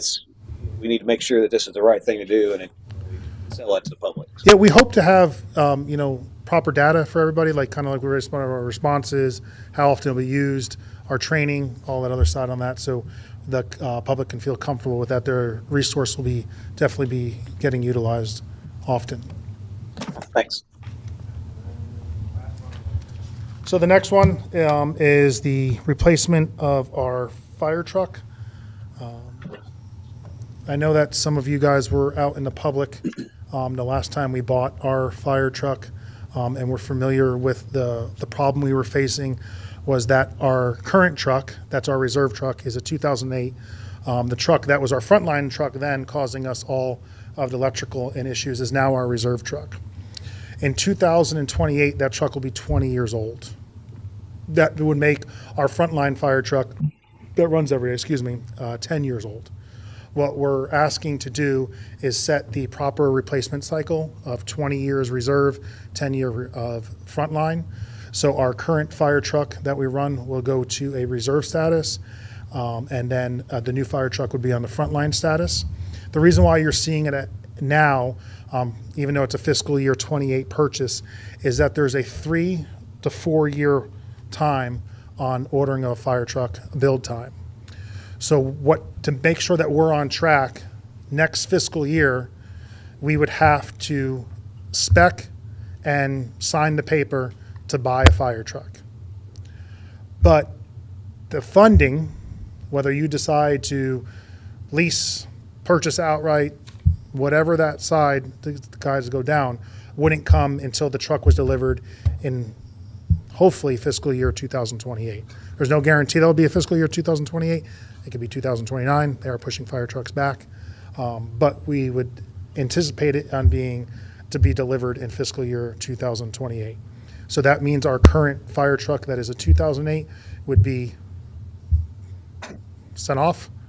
And our current fire truck that we're responding in right now, which is a 2019, will then move to reserve status. So we'll have 2 trucks that are in good, healthy, working order. So if there was an issue, we were talking before about how we had to have Pasco County help us. The reason being is the one truck that we rely on right now was the truck, if you guys remember, that was causing us all those maintenance issues, the $35,000 for the def head. That's the Pittman arm. We probably put almost $100,000 into that truck. So we take care of it now because it's in reserve, but it's not. I'm not trying to scare anybody. It's not the most reliable reserve, just because of the issues we've had over the years. Is this a ladder truck? No, sir, because there's no guarantee that we would have a fire station to fit one, because our current fire station, and we've explored every opportunity and that how we could add on, build on, put somewhere for a quint is what it would be, because a ladder truck with a pump and tank and ladder Won't physically fit in there. won't fit, unless we know that we'll have a fire station built by that time, which we're going to do our specs off the current building, because then we can always build the building to fit the fire truck. We can't build the fire truck to fit the building. So this would put us next year coming to you guys, next fiscal year, coming to you guys for the approval to buy it, but the funding not having to be ahead until fiscal year 2028. And that would also secure the price at that current market value. But once that is set, then if it took them 3, 4, 5 years to build, as the price goes up on the truck, our price would be set at that date. And my understanding, ladder truck is about 75% more on top of that, so about 1.7 million. They're about 1.5 somewhere there, depending on what you get. I mean, we don't need anything crazy, but And $1 million is getting us. We're not changing the current fire truck it's crazy. we have. So we're not. When we bought that in 2019, that truck, the first thing was we got 2018 pricing in 2019. We paid $570,000 for that truck, but we got 2018 pricing in 2019. So we were lucky to get that truck. And it was the only one that fit in the station. The only one that fit in the station. It was a truck that was being built for another department, a volunteer fire department that backed out of the purchase, and we were able to get it from them. It just happened to be where it set off, and it happened to be very close to our specifications we do. The reason why you see the truck there is an East Lake fire truck. That's very similar to what we would be speccing. We've already met with some fire truck manufacturers just so we can get a pulse of how much a fire truck's going to cost us, and everything's coming in between the $950,000 to the $980,000 range for a fire truck. One will fit. Yeah, those will fit. Yeah, That's our first spec. that's our first. They cannot be an inch over this height. And then they all look at us like, It limits us, believe it or not, even on what type of regular fire truck we buy. There's certain regular fire trucks we can't even buy because of our height restriction. We have a 9'8" restriction. Most fire trucks are 9'10". it's the height and the length. Yeah. We only have so much room in front and behind the truck, too. and they're not making smaller trucks anymore. So if you want a little truck, you really it's a special order, a typical special order, and you actually pay more to get the truck lower and shorter. Two fire truck manufacturers, because we want to be fiscally responsible, right? We just don't want to go because, hey, this is what everybody's doing. Two fire truck manufacturers, I won't name them, told us that as much as we love to build you a fire truck, we couldn't get the truck that low. That low. It's the way their engineers work and the design of their truck, we just couldn't get us that low. So it led us to 3 manufacturers, and we've talked to all 3 manufacturers. Any questions? I know this is a huge purchase. Seems like we're spending a lot of money. You guys are expensive. Yeah, we are, fire departments. But we're trying to, Not that you're not worth You're it. doing the right due diligence. we want to try to make sure we're on a schedule that we don't ever, I know we don't want to come to you for a large purchase, right? This is obviously a large purchase, but this is stopping us from having those general fund purchases of having to Band-Aid a fire truck like we were doing. 1 year, the current fire truck that's a reserve apparatus cost us almost $70,000 in 1 fiscal year just to keep on the road. I think everybody here on the board would love to give you everything Yeah. you asked for and a raise. No, We have to yeah. figure out how to do that. That's the problem. This is how we are. So this would, again, it would be somewhat of approval, right, next year to be able to go ahead. The fiscal year we're talking about now. Yeah, The decision would have to be The commitment needs to be made. To order yeah, to order. this, well, coming fiscal. see, I'm already in next fiscal year. Yeah. So We're I 25. was going to say this fiscal year, but it's FY25. This- And I think, we need to be open to the thought of doing it over time. I think that helps, as you look there in 2028, spending $1 million out of what we have is going to deplete that down. So it's going to limit what we can do in that fiscal year. But in 3 years, you dilute that. Yeah. So I think it may make sense to look at doing a payment, because we're doing it every 10 years. We can look at, okay, we're going to 200 a spend, year. whatever that number comes out to be, and it's going to minimize any 1 year's cost, and then just we're there. Then when we have to do the next one, and it's going to have a smaller bite out of that, which will allow every year more of expenditure on capital items. And allow us to have a building to put it in. In 2008, when we bought the current fire truck that we would be replacing here, they financed it for a 10-year plan with the intentions that in 10 years, they would just take that payment, increase a little bit, and then roll it over. So there was constantly a payment. The council in 2018, to my surprise, completely bought the fire truck outright. Not saying that was a bad decision. I'm just saying before we did finance the, I think if you have the money, yeah. and you can do it, that's the best way to go. Interest rates were a lot different. Yeah. Obviously, they keep on increasing. And I think that's the downside to this, is that we're not going to be in the best financial marketplace to be doing that. And so maybe we don't look at a full 10 years, maybe it's 5 years. I think we need to analyze when we do that, but we're going to have to do it next fiscal year, the upcoming fiscal year. And then, if we were to place an order with them, they're not going to accept a letter saying we're going to pay you for it, right? I mean, if we're going to place that order, there's going to be some money that's going to have to be put down. Sure. If we do the lease concept, well, there's no money put down until we actually receive Take possession. Yeah. So I think it makes a lot of sense from a lot of different perspectives. Where it doesn't make a lot of sense is the interest rates on that. In the past, you're looking 4.5%, maybe 5%. I mean, I looked and I don't want to look because I think it's going to be higher than that dramatically. Well, we wouldn't be looking at that until 28, though, right? Based on this. Well, no, we'd be locking in FY25 because if we're going to make the order in 25, we would have to make the payment in some way. If we do the lease, the payment comes from whoever. So the you're lease saying is from, we but start- We don't have to start paying until we actually receive it. The deposit only though, right? Just a deposit. When you place the order, you have to hold You're it. not going to cover the whole $1 million. You're only going to do the Right. whatever. I agree. Yeah. I mean, but again, if we go that route, right? Are we going to wait and lock it in then when we buy? I mean, again, one way is if we go the lease route, we don't pay anything. No. Right. But if we buy it, technically we could get the loan in 28, right? When we actually receive it. That's when we pay the balance. We could lease it then.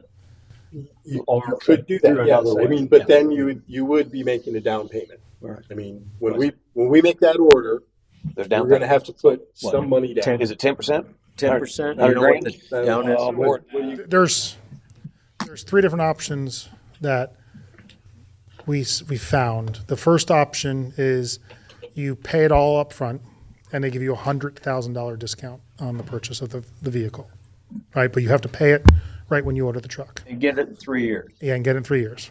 Okay, but that's why they're trying to entice you with the $100,000 thing. The second option was you put a down payment down on it, and then when the truck comes in, you finance. Somehow you got to pay off what's remaining on the truck, What was the down payment? huh? Was it down? Whatever we decide to be that down payment. We'll have a one. I think it was semi-negotiable, because it also depended on he didn't give us a set number, but he's like, we could work with you on that. minimum 10%. Yeah. Right, minimum That would be 10%. my It's probably assumption. gonna be 30. I couldn't get a straight answer out The of it. third option, it's called B2B leasing, is who we leased the fire truck from back in 2008, and who Pierce is one of the people who works with, is that we sign a letter saying, we're going to buy this truck. Our first payment doesn't come due until we receive the possession of the fire truck. But you've signed an agreement with the lease company. Now, I don't know how that works for is if you lock in today's interest rate and pay then, or you decide an interest rate when that comes. But B2B leasing, I thought would have a few numbers for me of how much a lease would be, 5, 10-year lease, was that we sign, when we decide to buy the fire truck, in theory, B2B leasing is buying the fire truck on our behalf or the company, the financing company, is buying it on our behalf. And then the day the truck's delivered, our first payment's due. So some cities don't like that because if the truck was dropped off, and we'll just say today, and if we didn't have the money for it, we'd have to figure out a way to scramble to make that first payment. So he said a lot of cities sometimes don't like that just because of the sense that, how do I got to budget the payment this year, or do I got to budget next year? And it's a delicate game with the fire truck manufacturer, right? Hey, we're on track, but something can railroad that truck to have it delivered today. But those are the three options. So I think if there's a desire to go forward with that, saying yes, we're open to a multi-year pay for it. We have time between now and when you have to make that decision to then look at what all the different options are. I mean, it may be better to look at, we do some short-term, bond anticipation notes. And, that payment, we're still paying each year, and we don't have the equipment, but it gets us maybe to a better financial interest rate, 3 years down the road when we actually have to lock it in, because we'd have 5 years doing a bond anticipation note before we'd have to lock it into long term. That will save us a lot of money. And again, when you're making $1 million purchase, the difference between, and forgive me because it's been a few years since I had to go out into the bond market, and I was getting 2.5%. But a difference between 2.5% and 4% in those days, was $100,000. And so we want to make sure that whatever we do, we save money here, but now we're paying more in interest than what we need to do. And so I think, the strategy would be to look at the one that gives us flexibility to lock in the interest rate at the lowest possible point. And so it may not be a straight lease, it may be a bond. But again, we can start looking at that if you're open to that multi-year concept. Well, there's some other options too. We could certainly try to beat the bush for grants, right? There's potential grants for fire trucks and those kinds of things, right? Also, we have a reserve balance in the general fund that we could we don't have to pull it out of this. We could pull it out of that and intentionally try to drive cost out of the organization and have that money available so that when we have to pay the piper, it's there. So there's something that you've thrown a plan out there. I think, it's a good plan. It's an opportunity for us to say, okay, now let's figure out a way to pay for it, right? And I don't think it's unrealistic to think we can't. There are some options, and Matt has brought forward, some ideas. So I think there's time to work on that. Do we have an impact fee balance that's sitting out there now? We have a little bit of impact fee money, but from what I understand with the state's new rules on impact fees is you can't use impact fees to replace. It has to be an additional service. Is that correct? And did I say that correct? So we're replacing a fire truck? That's for the city, but when we've tried to replace something. If we buy it first. About the boat, Yeah, that's a new, yeah.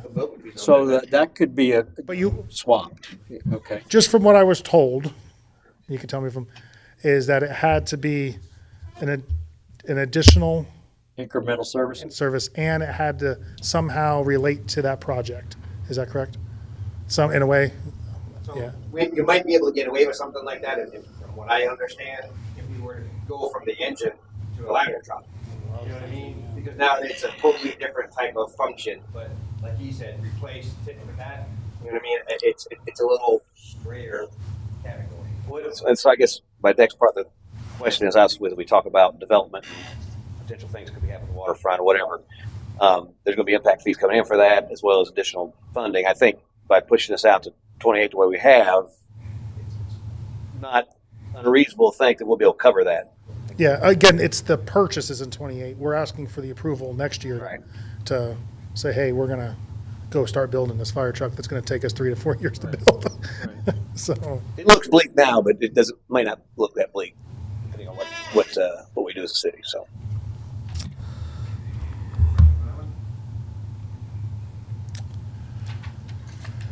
so obviously with the purchase of the fire truck comes the purchase of the new equipment for the fire truck. That equipment's going to include fire hose, fire nozzles, adapters, fittings, the computers, the equipment, the ALS equipment, the rapid diver equipment, hand tools, saws, cutters, vehicle stabilization and extrication equipment, generators, and personal equipment for active shooters. Our rough estimate is $100,000 to do that. That would be asked for the fiscal year of 2027.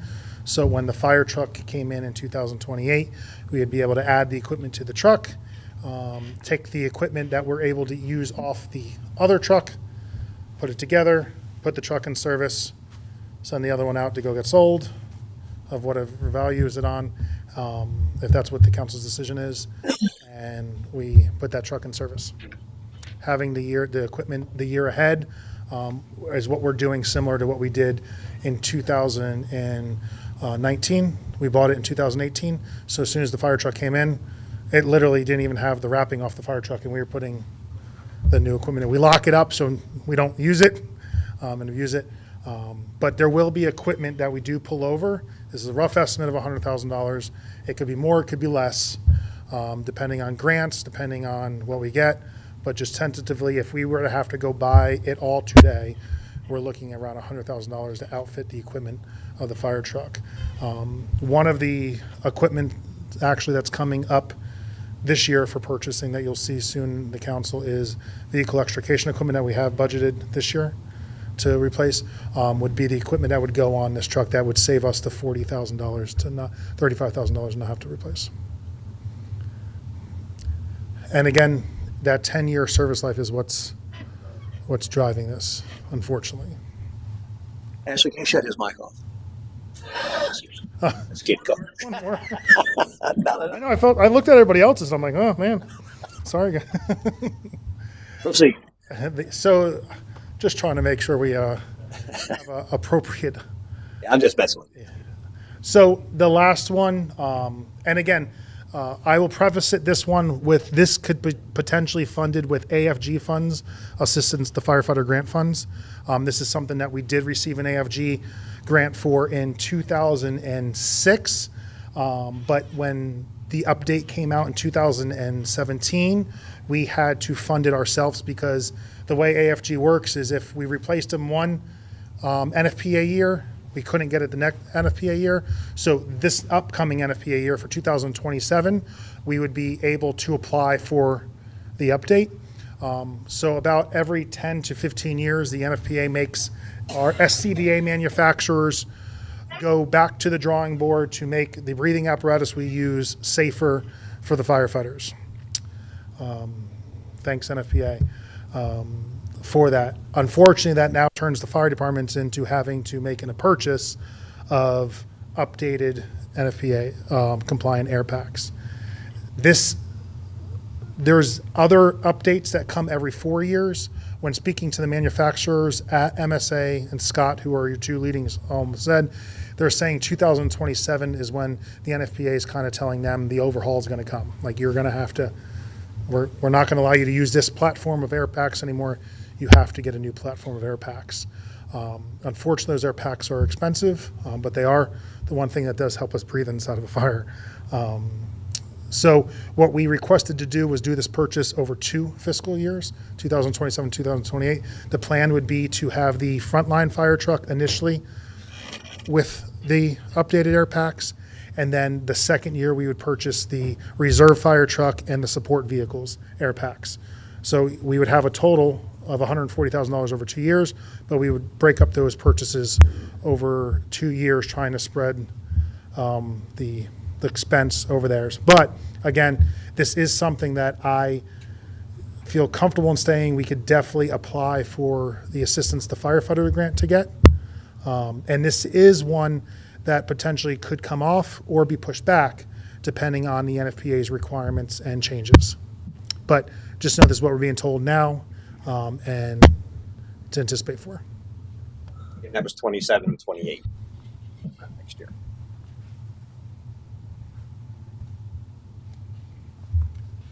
So is our city grant writer looking for these grants, or are you looking for the grants for yourselves, or is there a combination? A combination. Combination.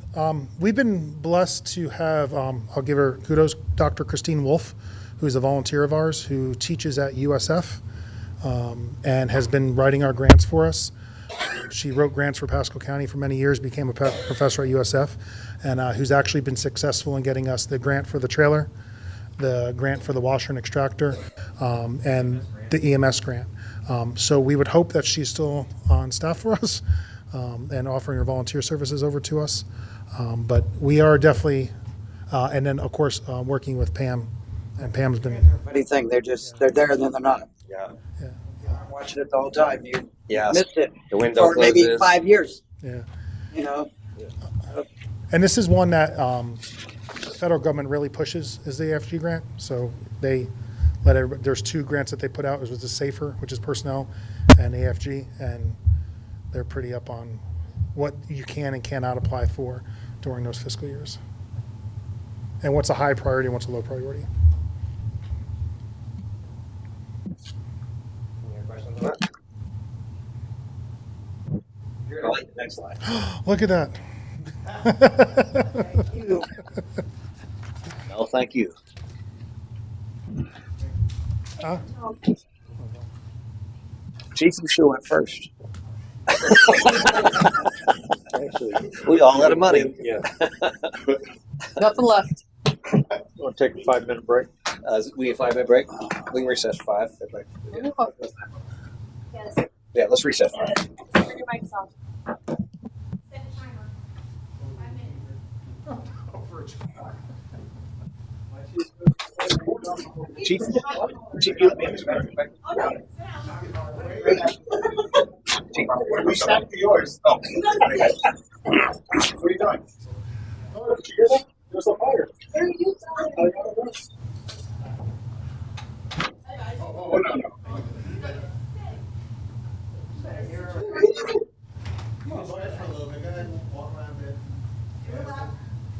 Water. Yeah. Anybody else need a water? Fires need a water?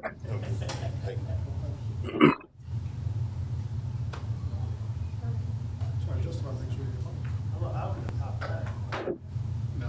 you need water? I I could take 20% of your budget, right? Looks like an auto by hundred. Yeah. We'll get your funding. If you Right, fund it, yeah. we're not even 20%. Tom? I can give you services, contractual services. I did, I gave you guys back. We had you take care of John for us. We should be done with the rest of this by 8 o'clock. How long is the lunch, right? I don't want to steal his thunder. He gets so excited about that. I back up and I let him spread his wings. We're asking for the most money. I think. Well, ours is over 5. No, wait till the water plant goes.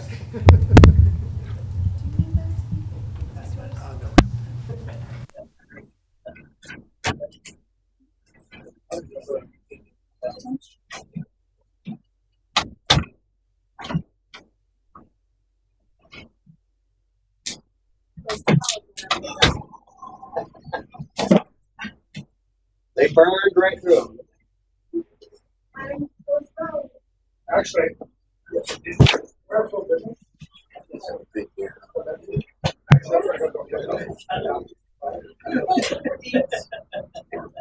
Here.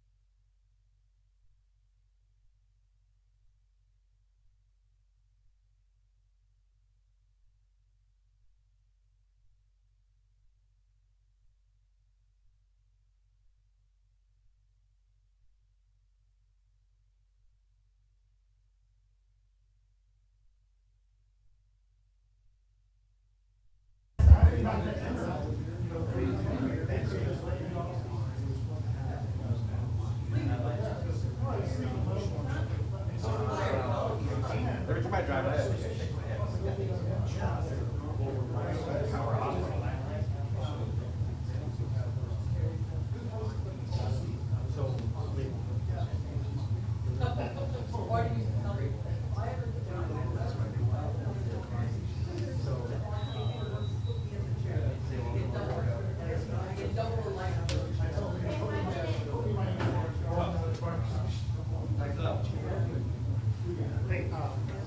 I'm gonna get going.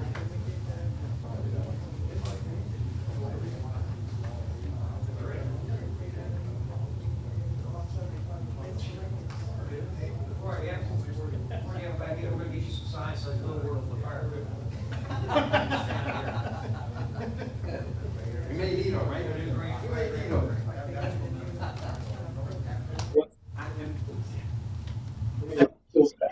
Somebody forgot to put that timer on. No, she put it on. Ready? All right, here we go. Oh, did it? Ready? All right, we're going to resume. Hold on. Oh. Borrow my computer.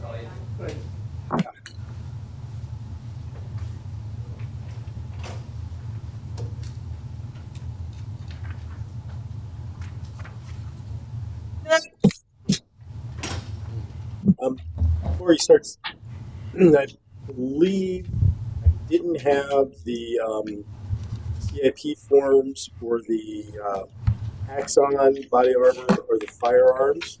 We will get you that going forward, but assuming you try to talk about those. Yes. First of all, I apologize. I'm a little under the weather, so if I sound nasally or anything like that, it's not intentional. Yeah.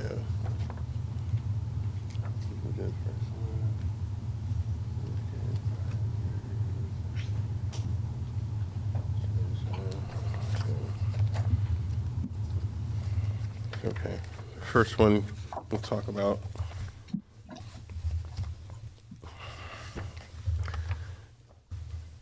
is the police department impound lot. Provide the city's strategic outcome is to provide the Port Richey Police Department with a covered equipment, property, evidence storage area. The standard, we initially wanted to get it where it was a add-on to our current Sallyport. When we talked to the vendor, he said that it wouldn't be cost-effective to do it in the manner in which we were trying to do it because it's also not as safe. He said you'd be better off with a standard standalone type of structure rather than the Sallyport structure we have attached to the building right now. So what we looked at was an aluminum standalone sided pole barn style structure. It measures 74 by 71 by 12.9 feet. And it would provide a covered area to store the shipping containers, the operations trailer, boat, and any vehicles, vessels, or motorcycles that are of evidentiary value from sun and rain damage. Additionally, it could store any agency vehicles involved in accidents awaiting the insurance process. It would be protected from the elements. Regarding the agency equipment mentioned above, the covered area should prolong the usable life of the aforementioned agency equipment and those evidential vehicles that need to be returned to the owners. If you're familiar with the back part of the police department, the Sallyport is where you come right out of the door and it's got the overhang. We're talking about the area next to it that's currently grass and it's between the fence and the asphalt parking lot. So we're looking to cover that with an aluminum barn style structure to protect our assets and evidentiary assets that belong to other people that we may have to return.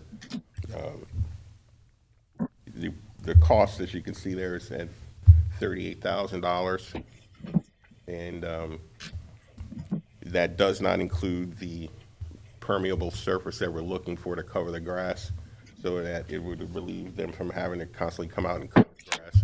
So we can either use the millings or asphalt or concrete, which would be probably the more expensive option. So with the millings they're getting from the roadway, it would probably be a cheaper option if we can use the millings to cover the area.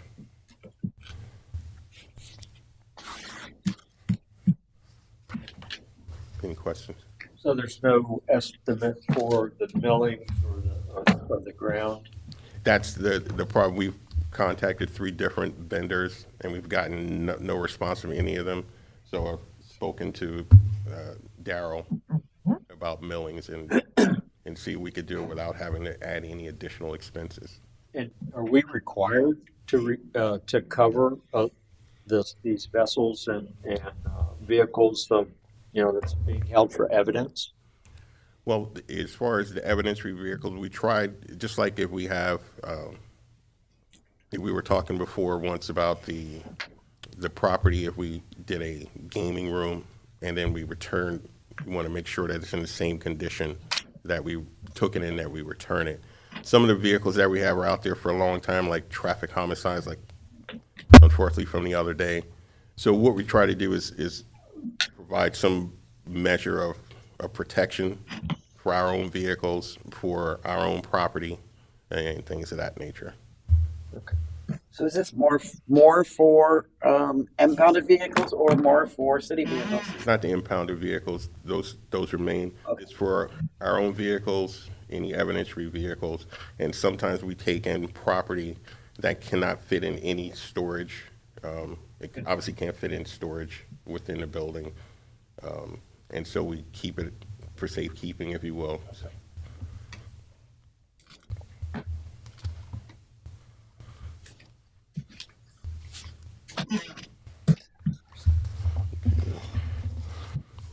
the impound, next one will be the police department impound lot fencing. The strategic outcome is to provide improved security for property evidence, agency equipment, and training scenarios. Excuse me. We'd like to upgrade the existing chain link fence with 8-foot composite fencing to improve the security and aesthetics. The current chain link fence was installed in 2010 but does not provide visual security as it is see-through. The agency stores impounded in evidentiary vehicles, marked, unmarked patrol vehicles, agency boats, and operations trailer within the storage area. On occasion, the agency has conducted tactical and canine scenario training. The current coverings that we've tried to use, if you look at them now, every time we have a storm, they get ripped off and ripped apart. We're just trying to do that to provide some level of visual security. And it provides, even when they're up, it's still a minimum level of visible security. The current fencing does not provide the complete visual security that solid PVC fencing can. PVC fencing is also not subject to the rust and corrosion that the current chain link fence has sustained. Additionally, it provides a more professional, cleaner, and aesthetically pleasing appearance to the public and any individual, other agency personnel that comes to visit our department. The project can and should include 2 new gate slider operating hardware and an additional cost of approximately $13,500, which brings the total to $49,690. We've had multiple times when the gates are not functioning, and we constantly have to call vendors to come and fix them so that we can get in and out of the parking lot. So that was the driving force behind trying to replace not only the fencing, but also the mechanism to operate, the slider operator mechanisms. Chief, Lisa, you had a question? So the chain link's been up there since 2010, right? Yes. It's in pretty good shape. Fairly. Fairly, yes. I went around, I looked at it, it's in fairly good shape, but obviously the mesh screen is not. How old is that? The mesh screen I started putting up in 21 because there was absolutely no visual security for that parking lot. Right, that's understandable, and that you would want it. Right. But is that the only privacy screening that's been put up there? The only kind that you've tried? Is that the only kind of screening you've tried? We're on a second set that's a little thicker and provides a little bit more security, and we're seeming to have the same problem if you look at it now. That's what I wondered. The difference between mesh and the poly. The knitted poly is it's less opaque and it's stronger. And that's what we've tried now. You have the poly now? Some up in the front right now. As far as the fencing in the back, in the corner, it's bent down. I don't know if it's been like that since before I got here. So we can't even put anything on that because of the way the fence is in the back in the corner. So. Is that just one section? Have we tried to repair it? Well, he wasn't here, but reached out to the previous public works person to try to fix it, but that didn't happen. That section would need to be replaced. Have you considered landscaping hedge or something to facilitate that privacy? We could do that, and then, then that also brings in some additional work for Mr. Rose. But the gate, regardless, the gates are an issue. Regardless, the gates are an issue. Yes. Right? But the fencing itself isn't horrible. It's just the covering. and it would be easier to have vinyl because you don't have to worry about the covering. But if there was a possible way of getting a different kind of covering, Right, well, that's what we've tried. We started off with was there any kind of warranty on that? it's not, I don't know what the mesh warranty is. I think the best is like 2 years, 2 or 3 years, correct? and they're not lasting that long. I think on the poly it was like 5 years. 300 feet for like $7,000 for 300 feet. How many feet of fence we have? I don't know how many. How many feet of fence, you know? Not off the top of my head, sir, I don't. I don't know either. Hold on, I was just looking for other things that No, I've seen because the storage fence itself yards. isn't. I'll give you that. I've seen storage lot with heavy vinyl siding held up for years. Right, but vinyl, you're gonna have to pressure wash it because for some reason it attracts mold. I don't know why, but it does. So, And the vinyl, I'm sorry. yeah, vinyl. It's 1,022 linear feet. 1,022. So about, what'd you say it cost was 350? Yeah, for 72 So inches. 7,000, So for 72 grand. inches by 300 feet is like 7,000 for the knitted poly, which is less opaque and thicker. Yeah. So you're talking 21,000 to replace all that Which is gonna have to be replaced again in a couple 5 of years. years. In a couple This is like years. 5 years. Yeah. because it doesn't last. I was just checking to see Yeah, if there was no, any that's other, fair. and No, if there were absolutely. any other options. I mean, obviously there's a gate problem, but because the chain link isn't fairly good. I didn't see the back section that he's talking about, but the rest of it is really good shape. Yeah. And plus with the vinyl, you have to get good vinyl. You have to get good vinyl posts. You got to make sure that they're They got a That they're- stabilizer inside. Aluminum yeah, that stabilizer. the fresh and not the recycled, and that the posts are thicker, and that also the panels are the thicker, or they're going to blow out at Yep. 100. Yep. 100 miles an hour. So, Actually, I've been looking at fences, and that's one of the drawbacks of a vinyl fence is they can't withstand the wind. They blow out. So, yeah. I totally understand that you want the privacy and you don't want people looking back there and the gates. Yeah, that's an issue. If you can't get in and out, that's a problem. The transmission place right there off of on the corner of Bay and Wilkins. It's got the black mesh around it. I assume it's a similar product to what we yeah, have. with the graffiti on it, right? Yeah, it was another issue. But Yeah. that's fairly new that they put up there, and it It's been there a while. It's been there about 3 years. Yeah, it's been there for a while. Yeah. Wow. Yeah. I remember Kinsella asked if they could put a screen on it, and it showed up. So, So I don't know what that costs or whatever, but that It's a combination of the screens themselves. Like I said, we did go to the thicker screens this last time around, but what it seems is when we get these big windstorms, and we've also gotten thicker zip ties, if you will. Right.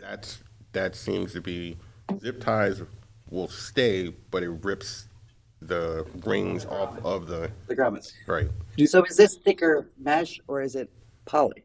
it's poly. This is poly as opposed to the mesh. I think I've seen some with little half moon cutouts so that it allows, can't blow. so when the wind comes, it actually opens those up and allows it through, and then they settle back down. I don't know if that's something that would help.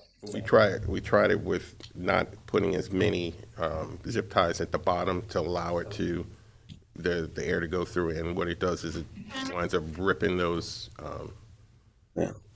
either the zip ties or the rings that goes around it, and it winds up on getting ripped on top of the barbed wire. Once it starts flapping, it's going to tear up quick, obviously. So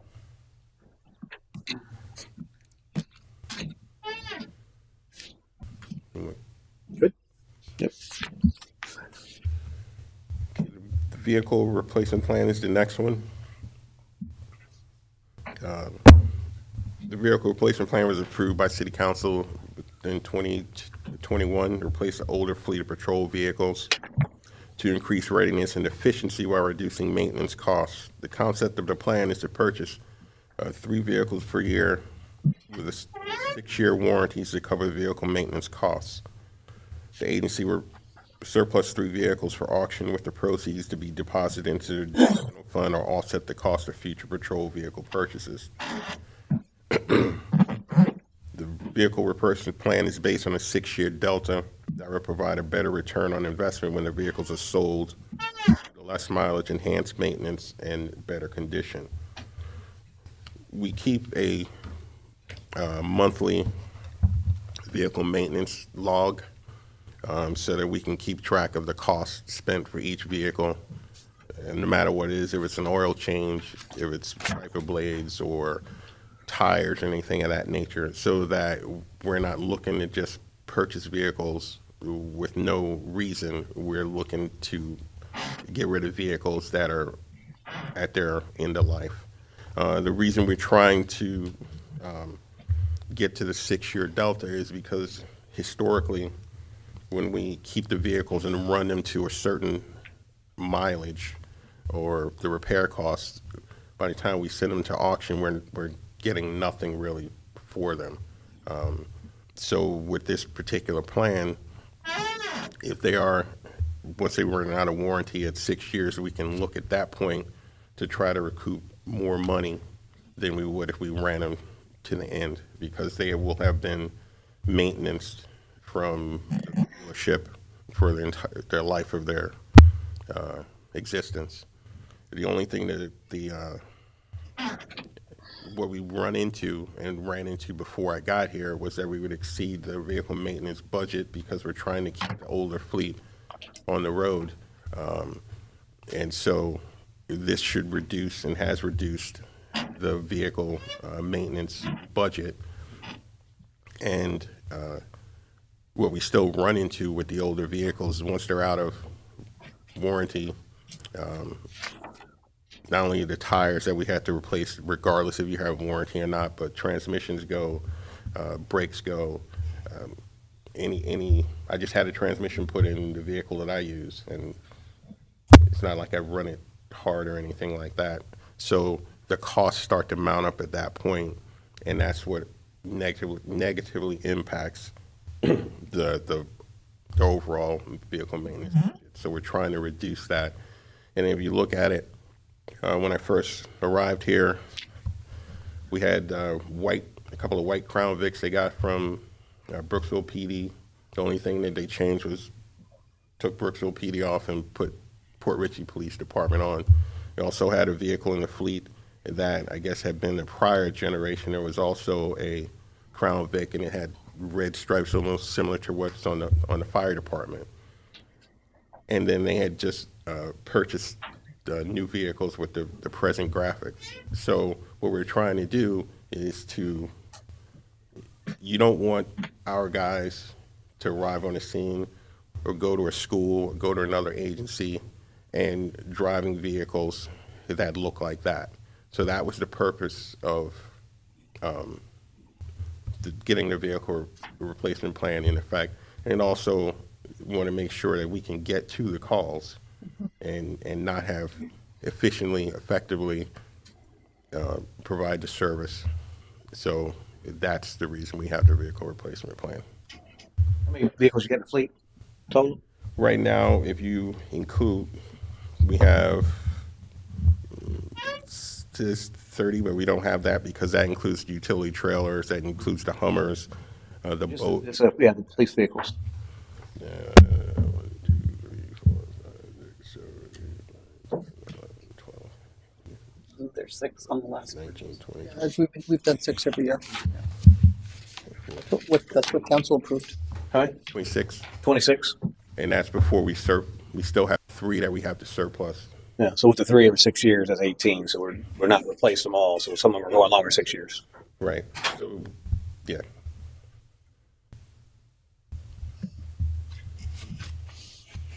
I mean, wasn't there a recent occasion, a couple of years, where they were going to a call and like the transmission fell out, they couldn't make it or something like that. I mean, they were really in bad shape, but that was one of the impetuses that pushed that council to make this just every 6 year type thing. The officer could not.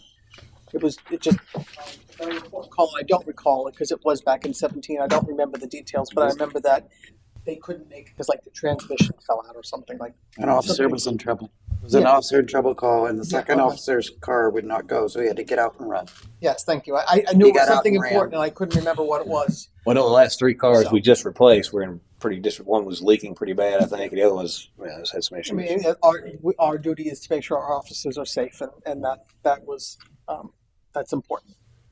And just so you know that the cost does include not just the vehicles, that is the lighting package, that's the radios, that's the in-car cameras, and the upfitting for the vehicle. So that's the total cost. Would we be able to like do something, because I know we had to wait a very long time for those past vehicles, that we can look at a different avenue or different venue or different, I'll come and put the decals on if you'd like. I'll be good. I can do it straight for you. I put decals on some of the cars already. Yeah. But Making can we notes, look at Matt? other avenues to make sure that that's done in a more time Yes, we've looked. efficient manner? We're exploring different vendors. As a matter of fact, the gentleman that's doing the boat upfitting is a vendor out of Lakeland. So we're going to speak with him and some of his customers, which are from that area, about doing our 3 cars. So Is there any consideration to changing the color to white instead of black so that they're not so hot? we could, but then we'd kind of run into the same thing with mixed match vehicles. I mean, it's an You don't option. have to put anything on the side. You can run an unmarked vehicle as well, right? No, Why not? we have to represent who we are. We have the only unmarked vehicles we have is my vehicle, the captain's vehicle, and the detective's vehicle. All the other vehicles are marked vehicles. Every other agency you see, they have marked vehicles. Some have what they call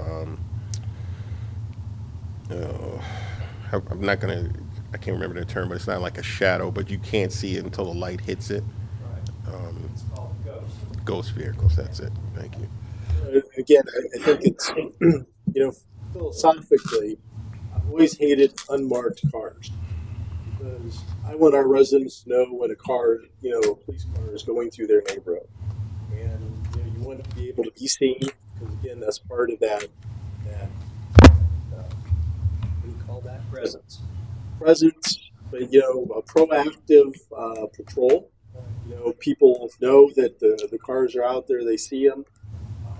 Where we don't run necessarily, in other cities where I've been, where we do a lot of traffic details. And again, philosophically, I don't know if I agree with the concept of having unmarked cars doing traffic, because I want people to know that it's the city of Port Richey out there patrolling and doing the things. And I think from a safety perspective, it just, again, it's very clear that we're out there. Well, when people see the police car, they don't act up. At least when they're seeing the police car too. So We have a couple cars due to be auctioned off, or you got some in rotation to be retired. They may have, one of them may have the lowest miles on it, or the best shape, save it, maybe get another year out of it. You could pay for that fencing that you want over there in the yard, possibly. You probably getting somewhere between $1,700 to $2,000 for the vehicles, because myself and the captain on a Friday. Instead of buying a new vehicle, put up the fence.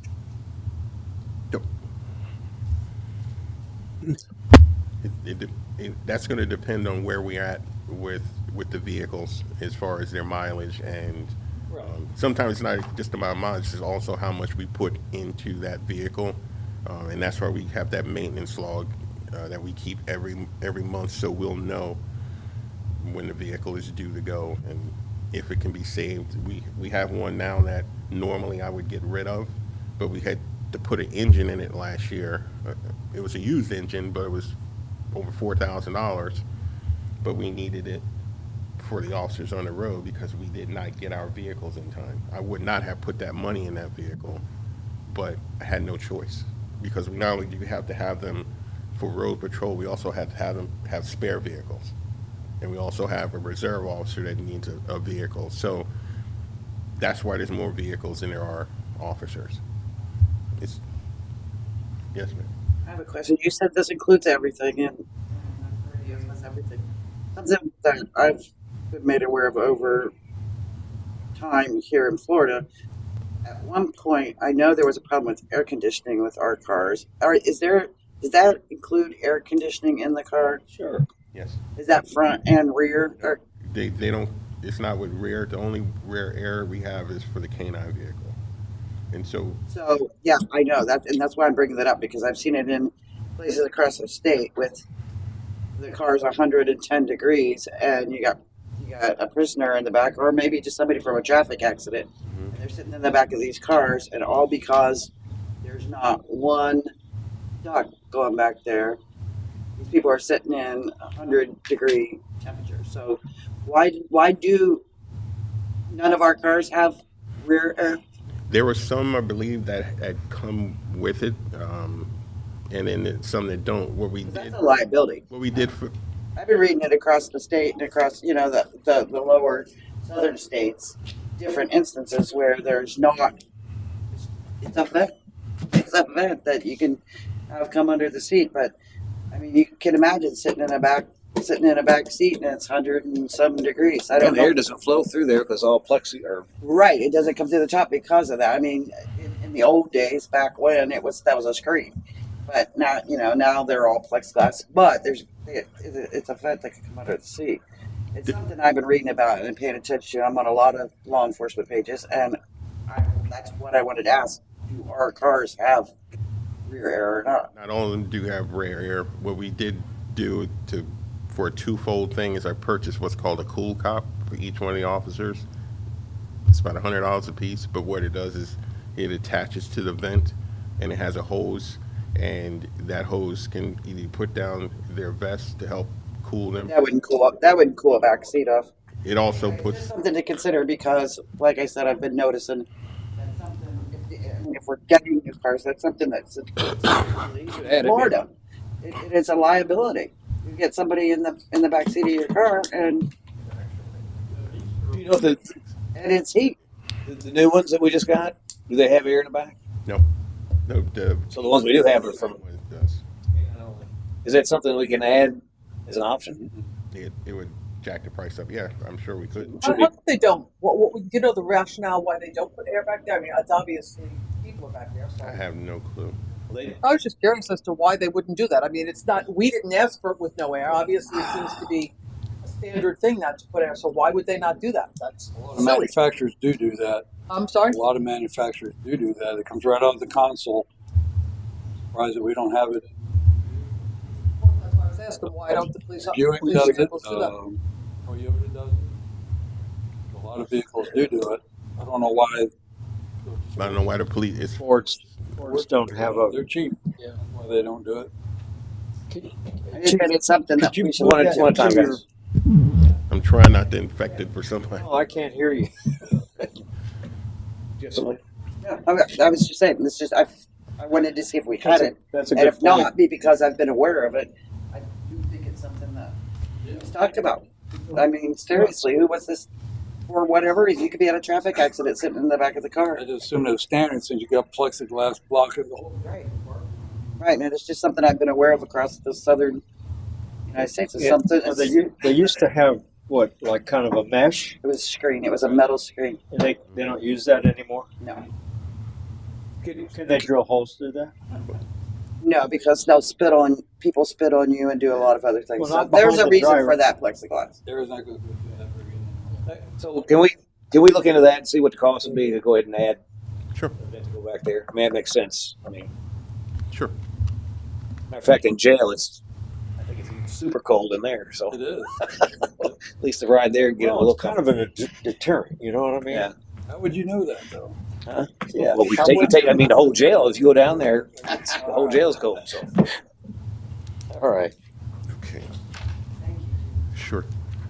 In reference to you have to look at your from the RMS Axon Enterprises line. It's $11,316 a year, and that is part of the contract that we signed last year with the sheriff's office through Axon. It's already. You have to look in the first page. okay. We have been, along with the sheriff's office, the CAD RMS system, we've been part of that for the past several years. and they decided they were going to go to Axon, and so in order to maintain that relationship and continue to have the CAD and RMS system capabilities along with the sheriff's office, that contract was signed, and it was a 10-year contract. It was $35,000 initially, and then $11,316 a year as far as the maintenance. So that's what that is about.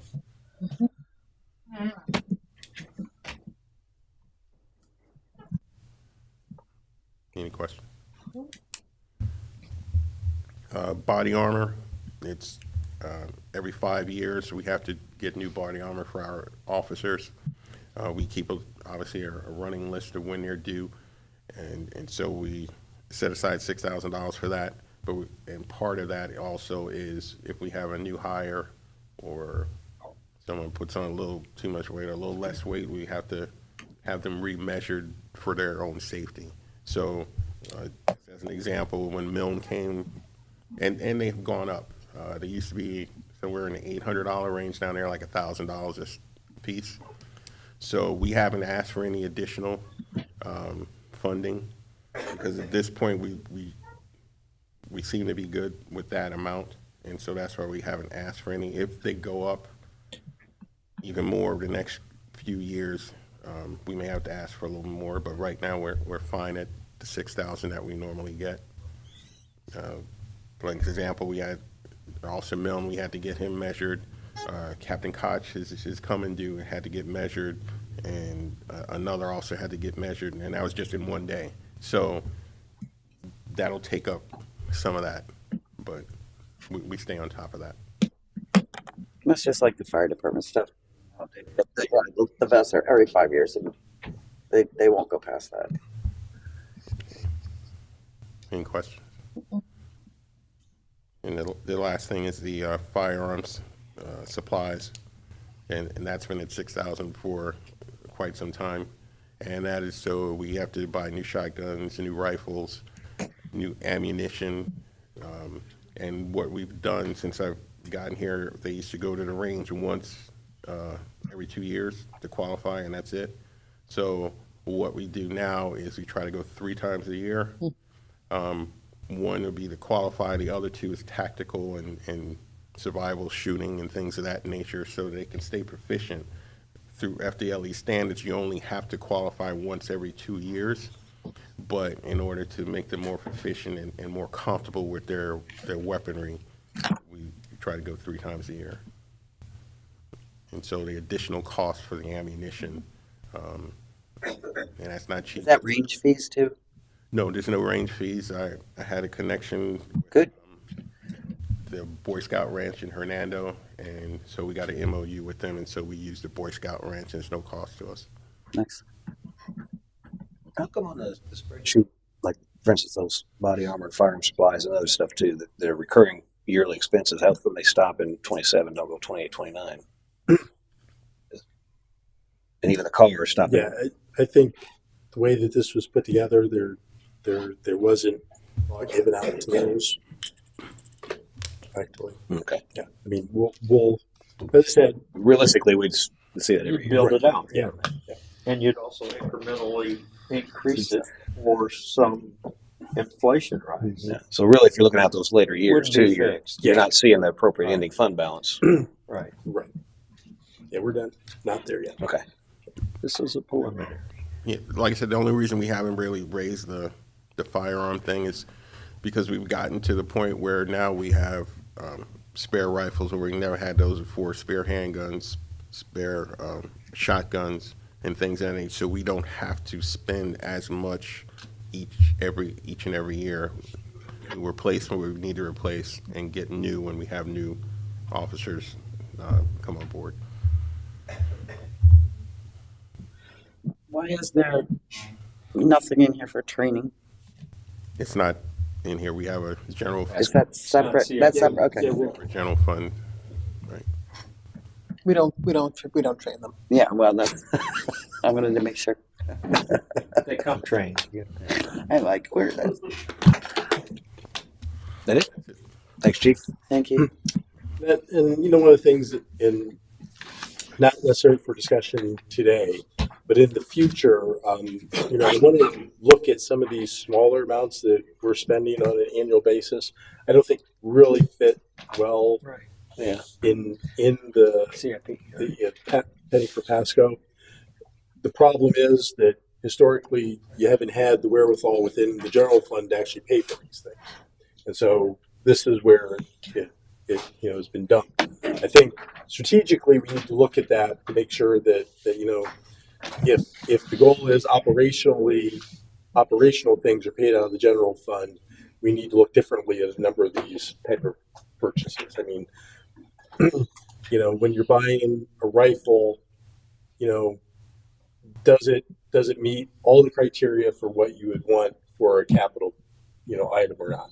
Right. I mean, it generally isn't. I think another thing, and it was mentioned in like car replacement, in that CIP, it references that the money would go into the general fund. Well, if it's purchased with penny for Pasco, it's an asset of that fund. Money needs to be put back in there. So if you sell it, it goes back in here. I don't know if historically that's what's been done. But again, those are the type of things you start looking at when you're building out with the revenue and, the request to have kind of a complete revenue forecast. I don't know what those are because we haven't been able to go back and look and see if money's been put in here or not. And so there's a lot of work that's going to further develop this as we go along. It just, typically it takes a couple of years really to build a good CIP plan. Well, with your comment on that, we just recently sold some police vehicles, I believe, right? Didn't you just recently sell some police vehicles? Yeah, I did check and see when the most Mike? recent was. Hey, Michael. I have to check and see when the most recent one was. Right. So what you're saying is it ought to, since it was acquired through this fund, it ought to come back to replenish this fund. Right. Whatever fund buys the asset, Right. it should always stay. Follow along. Yeah. Right. Has that ever been done? We don't know. Yeah, I'd like to think that's what's being done. I just can't say today that's a fact. I just would hope that would be the responsibility of the finance director to do that. Right. Well, let's ask. Good idea. I don't know. But you'd see those inflows, basically. Standard operational. I don't know if I've ever seen those, but Yeah. Rachel was pretty efficient. I'm sure that was appropriately done. Unless something changes. So next we're going to go to Public Works and Utility purchases out of Wake here. up over there. Yeah. Huh? Wake up over there. and we're really out of money now. He still has an hour drive. No. All right. First one is the dump truck. So right now we currently have one dump truck. Requesting a second one, just because right now we have to use the front loader and the backhoe to haul materials if our dump truck is on one side already.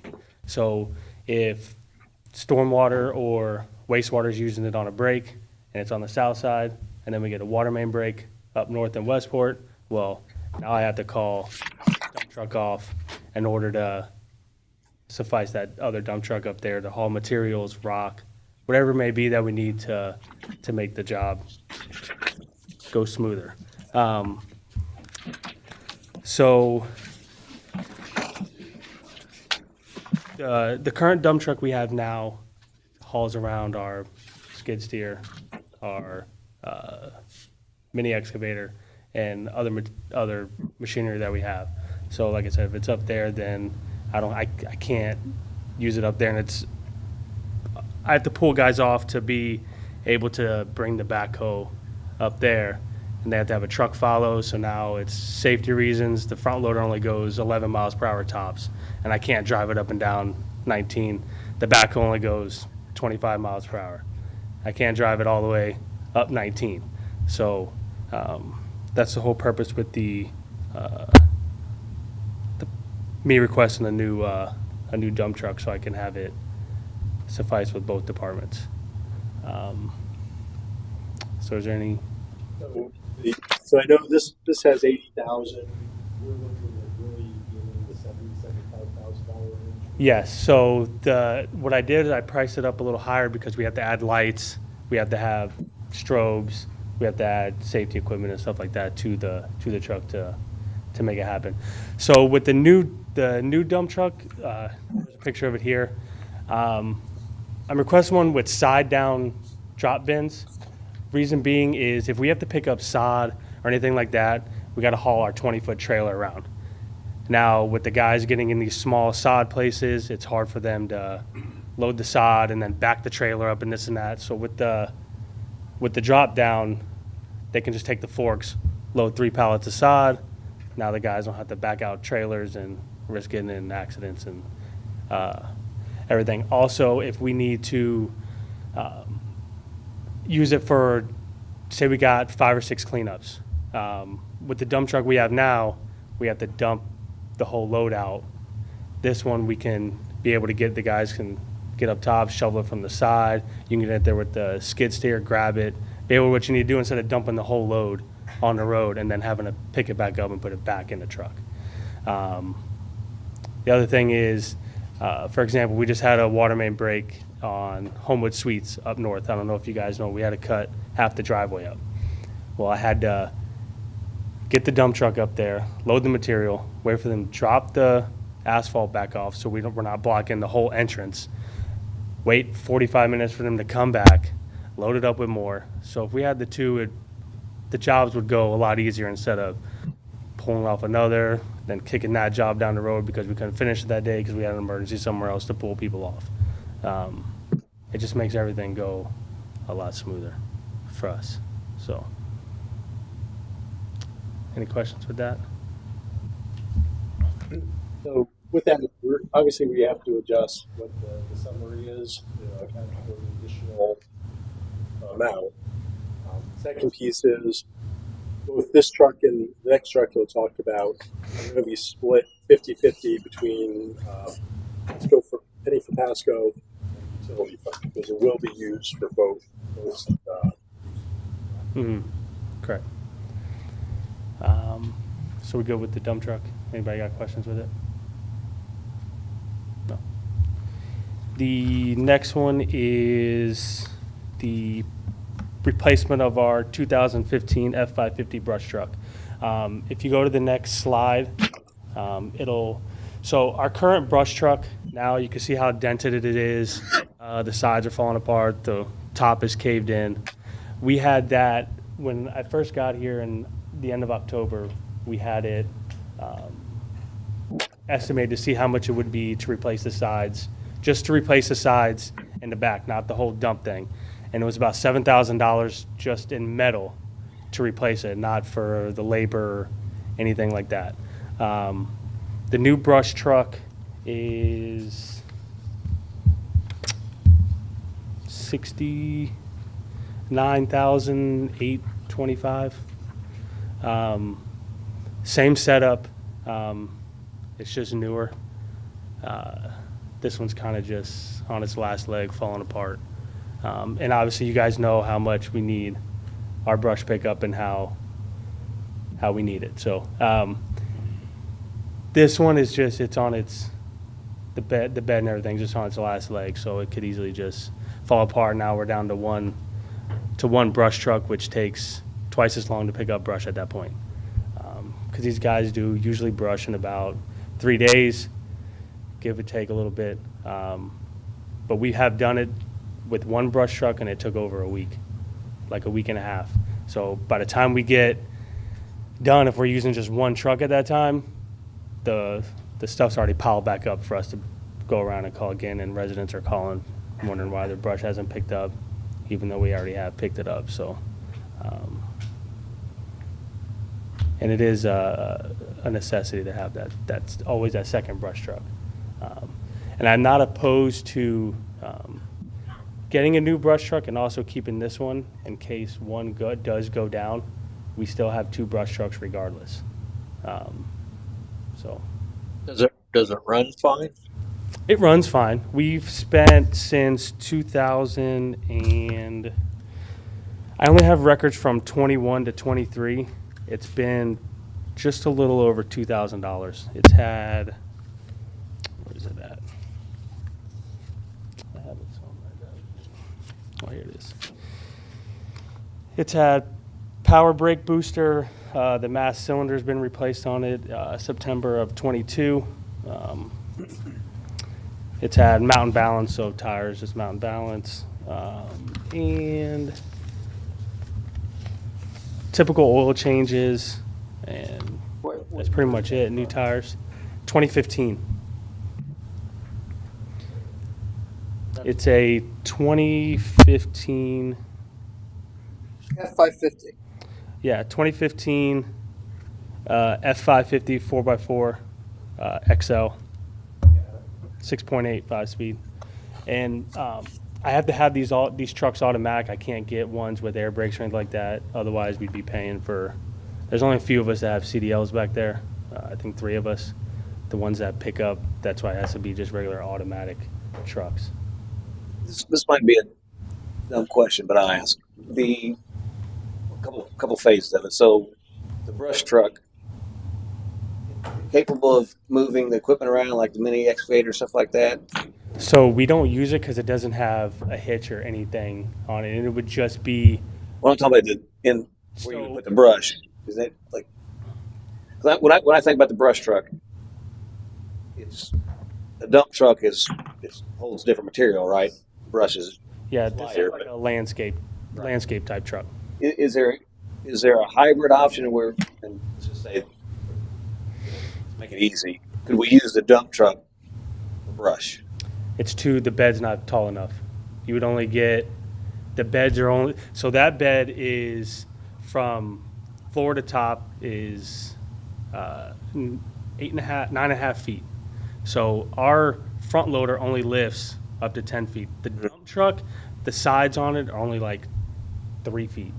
Do they make any kind of hybrid that you could maybe You're talking about pull the. service both dumping and brush as well as all? That does dump. That does have a dump capability on it, yes. We don't use anything we don't tow anything with that because that's already 21 foot long. Now you got a 20-foot trailer, now you're 40 foot pulling around this city, and it's just, with the way the roads and everything, it just won't. Does the back lay down for that, or how? Yeah, it pops up to help it dump. It's a dump truck, if that's what you're asking. Instead of pulling something behind it, what I'm saying, can you pull an excavator on it? Could you use that to haul equipment around inside the? I had to look at the weight limit on the back, but I don't.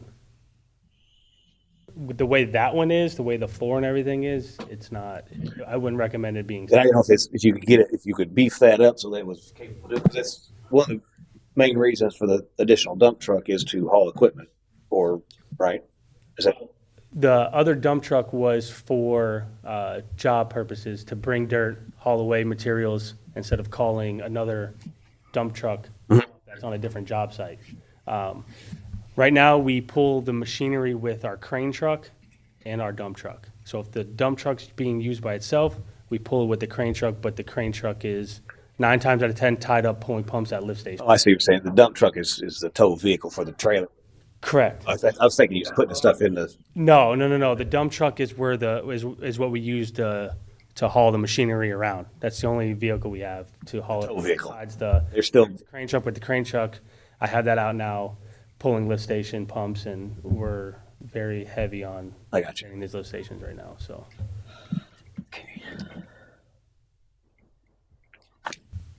Any questions? I see that I didn't get a slide for the other vehicle replacements yet. So I have all that information. I got it. And I noticed in looking at, I think what we sent out to you, there may have been some bad information on there as well. So we'll update that Yeah. to you. But if you could talk about that. Okay, so we replace the 2 trucks every year. Right now, we have we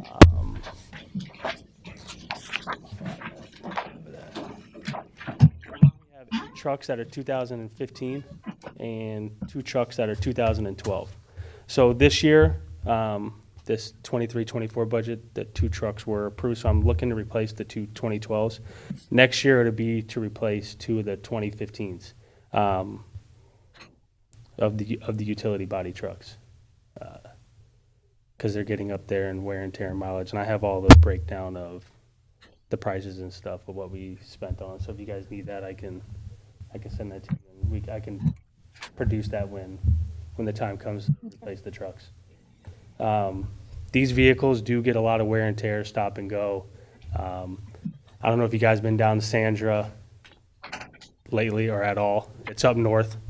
It is probably the worst road I've ever seen. And it's county road, so it's not our maintained road. Okay.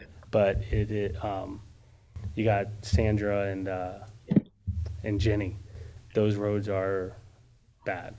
And you can drive any car down and within like a week, your shocks are gone. It's just that bumpy and that bad. And our guys, that's the road they travel the most over any of them, because that's where most of our turnoffs are on. That's where most of our leaks, that's where most of our issues are. But they do stop and go, so we go through a lot of brakes, we go through a lot of tires. So they're just wear and tear on them. They're not, and they get a lot of miles on them. So. But that's what I have really. You guys got any questions for the replacement? The 250, I guess, so 4 over the course of the. So those are split 50-50 between Penny for Pasco and the utility fund. And I know I don't see it for this year. For the 2 trucks? Yeah. It was already in from what I was told. So you're saying this year, but in 2025, right? In 2025, you're not buying any. You were. It's already.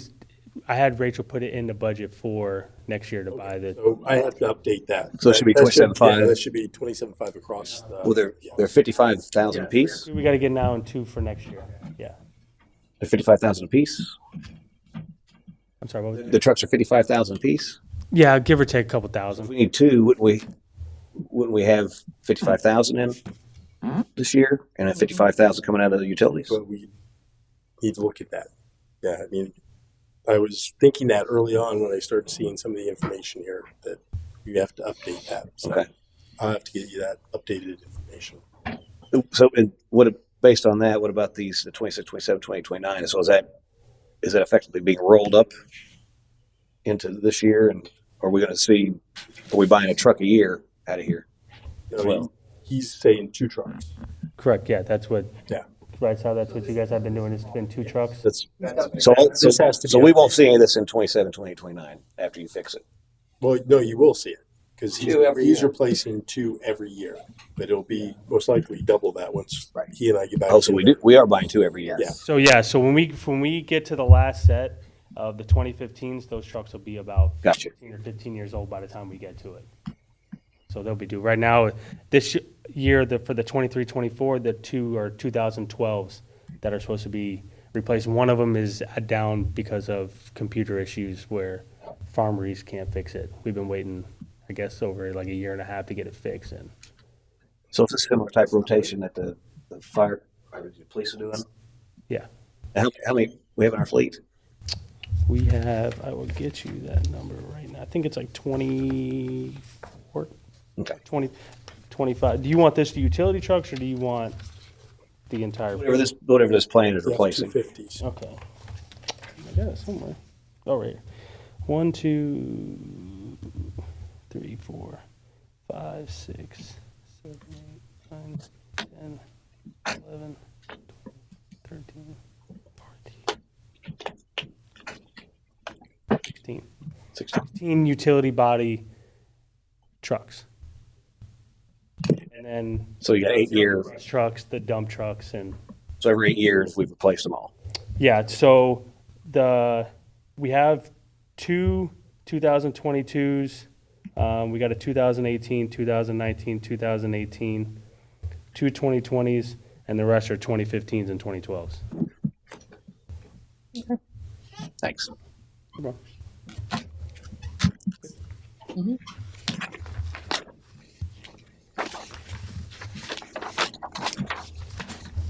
At all? Yes. For now, yes.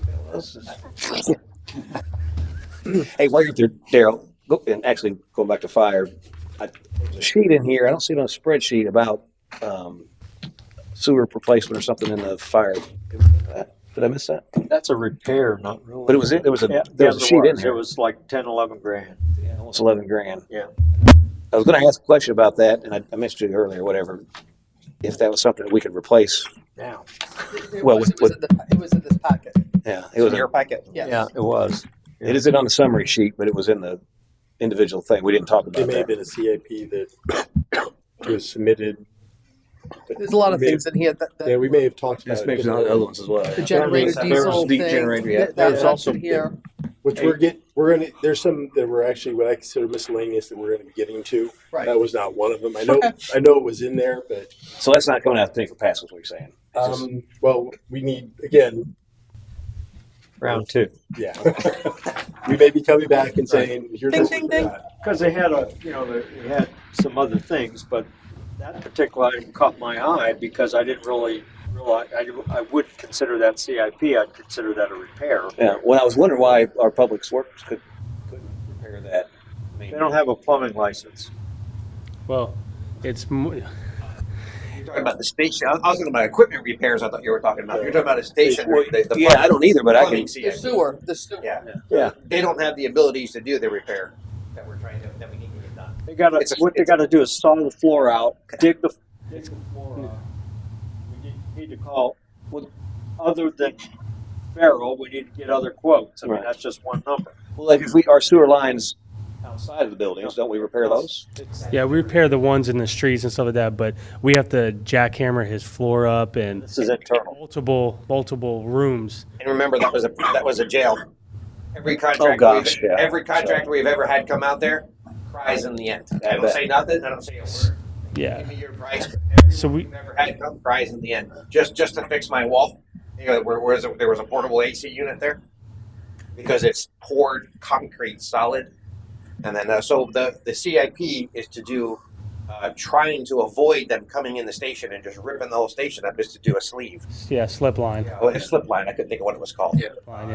Is Is that what the 10 grand is to do a slip line? So that is, yeah, because that's nowhere near what it'll cost to come inside Yeah. the station, cut everything all out, redo all. Yeah, that's going to be a nightmare. That is it's a like a poly sleeve they put through, and it pretty much crushes the pipe as it pushes it through, and that's pretty much your new pipe. No, I've seen this cool stuff. Yeah. So Okay, thanks. there you go. I thought you were talking about a vehicle repair. I'm like, what? No, I didn't remember talking about Yeah, that. should get 3 bids on that.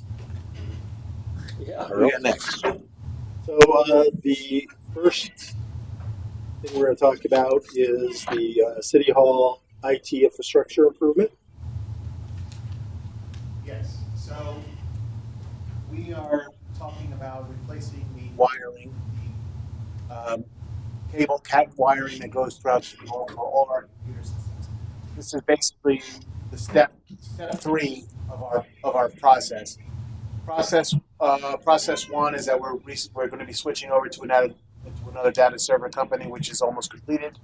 One of our other steps was to increase our bandwidth, which is the easiest of the 3, which we've done. And the final step is to increase our information technology for City Hall and the Police Department is replacing the existing Cat5 cable that we have with a Cat6A dual shielded. We've talked to Thrive, our current data server company. I've referred to our IT specialist, George Olbrich, and the Cat6A dual shielded is the best wiring to get for this building. There are Cat 7. There is Cat 7 wiring, but the Cat 6A dual shielded is the best to do that. And of course, IT technology changes all the time, but the wiring that we've had in this building is going to be 25 years old. So we want to consider changing that wiring, especially. Right now, what we're having is that once everything is on, once this data server company is in place, this is basically going to expand our IT production usefulness throughout, for both City Hall and the Police Department. Going to the next slide. This will include, changing the wiring in both server rooms. This is an example of the server room in City Hall. which is basically right behind our wall right here. All this wiring would be changed, tightened up, all uniform, as well as the police department. One of our issues is not only with the age of our wiring, but if you go to the next slide, is our possible rodent problem. We recently had, we've not that I've had a rat in my hand or have seen one, but we've had evidence of chewed wiring, could be by squirrels or other rodents, especially in the police department side. During our time, we were replacing cameras in City Hall. We wanted to go ahead and during the why are you laughing? Rat cam. Oh, rat cam. I have to install a rat cam. But when we were having our cameras changed out, the company noticed some of our cat wiring was chewed out. So I wanted to point that out. Our next slide shows the specs of the Cat 6A. This is shielded. This is very detailed. But like I said, this was researched from both our data server company and my current IT specialist.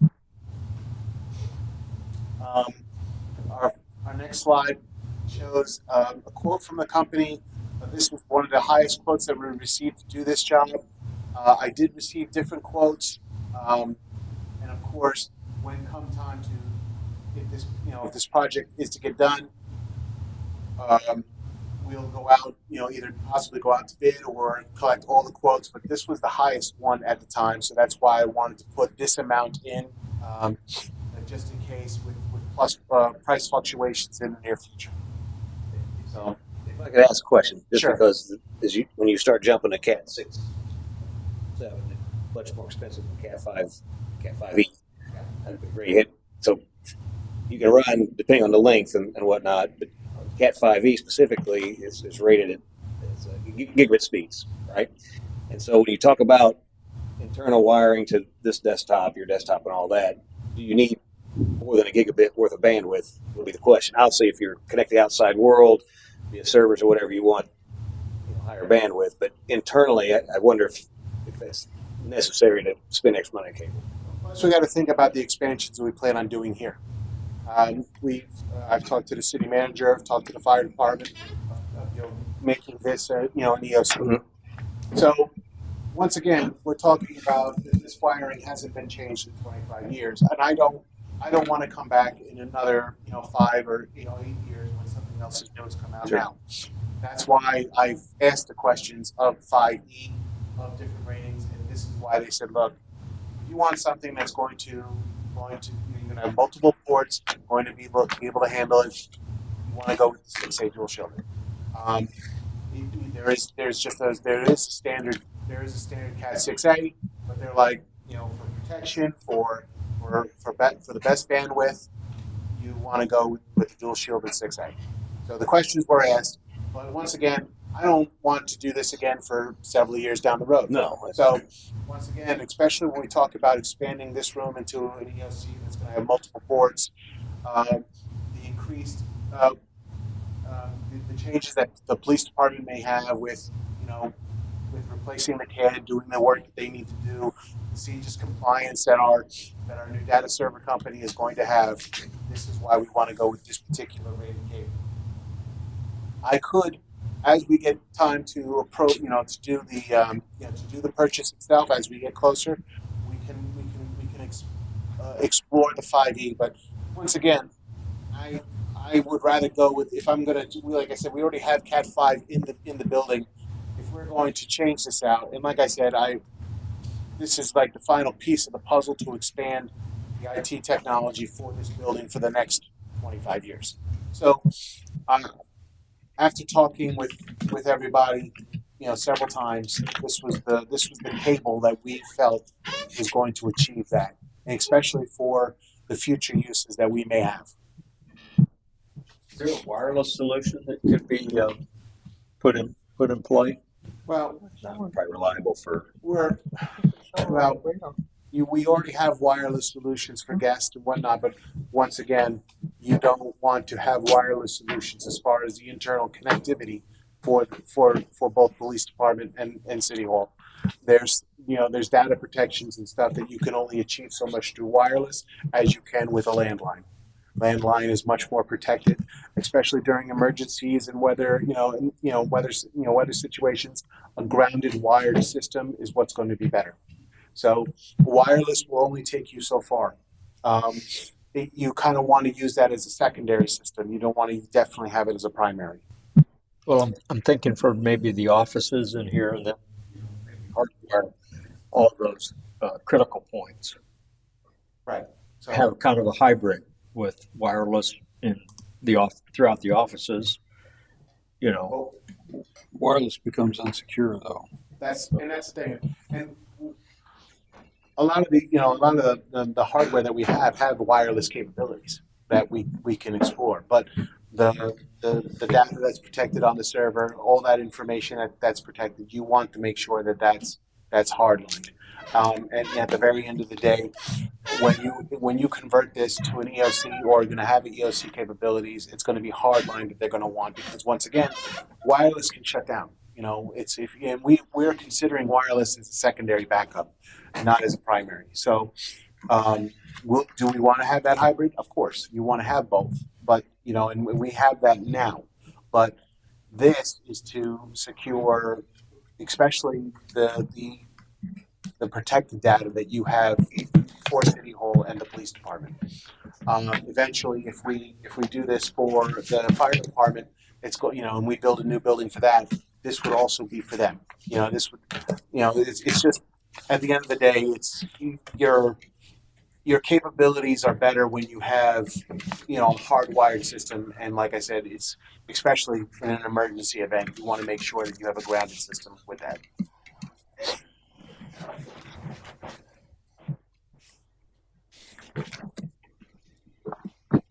Good. Yep. The next one, so I put a placeholder in for this. If you know anything about me, I like infrastructure. We don't have an annual allotment set aside for our roads. And so I put this in here from the standpoint of, 150,000 won't get us far down the road, but it will start us on the path to get where we need to be. We need to start getting disciplined from the standpoint of investing money that we have and we can use towards, replacement of the very important infrastructure. Reality is, 150,000. I kind of for the next couple of years have 150,000 in.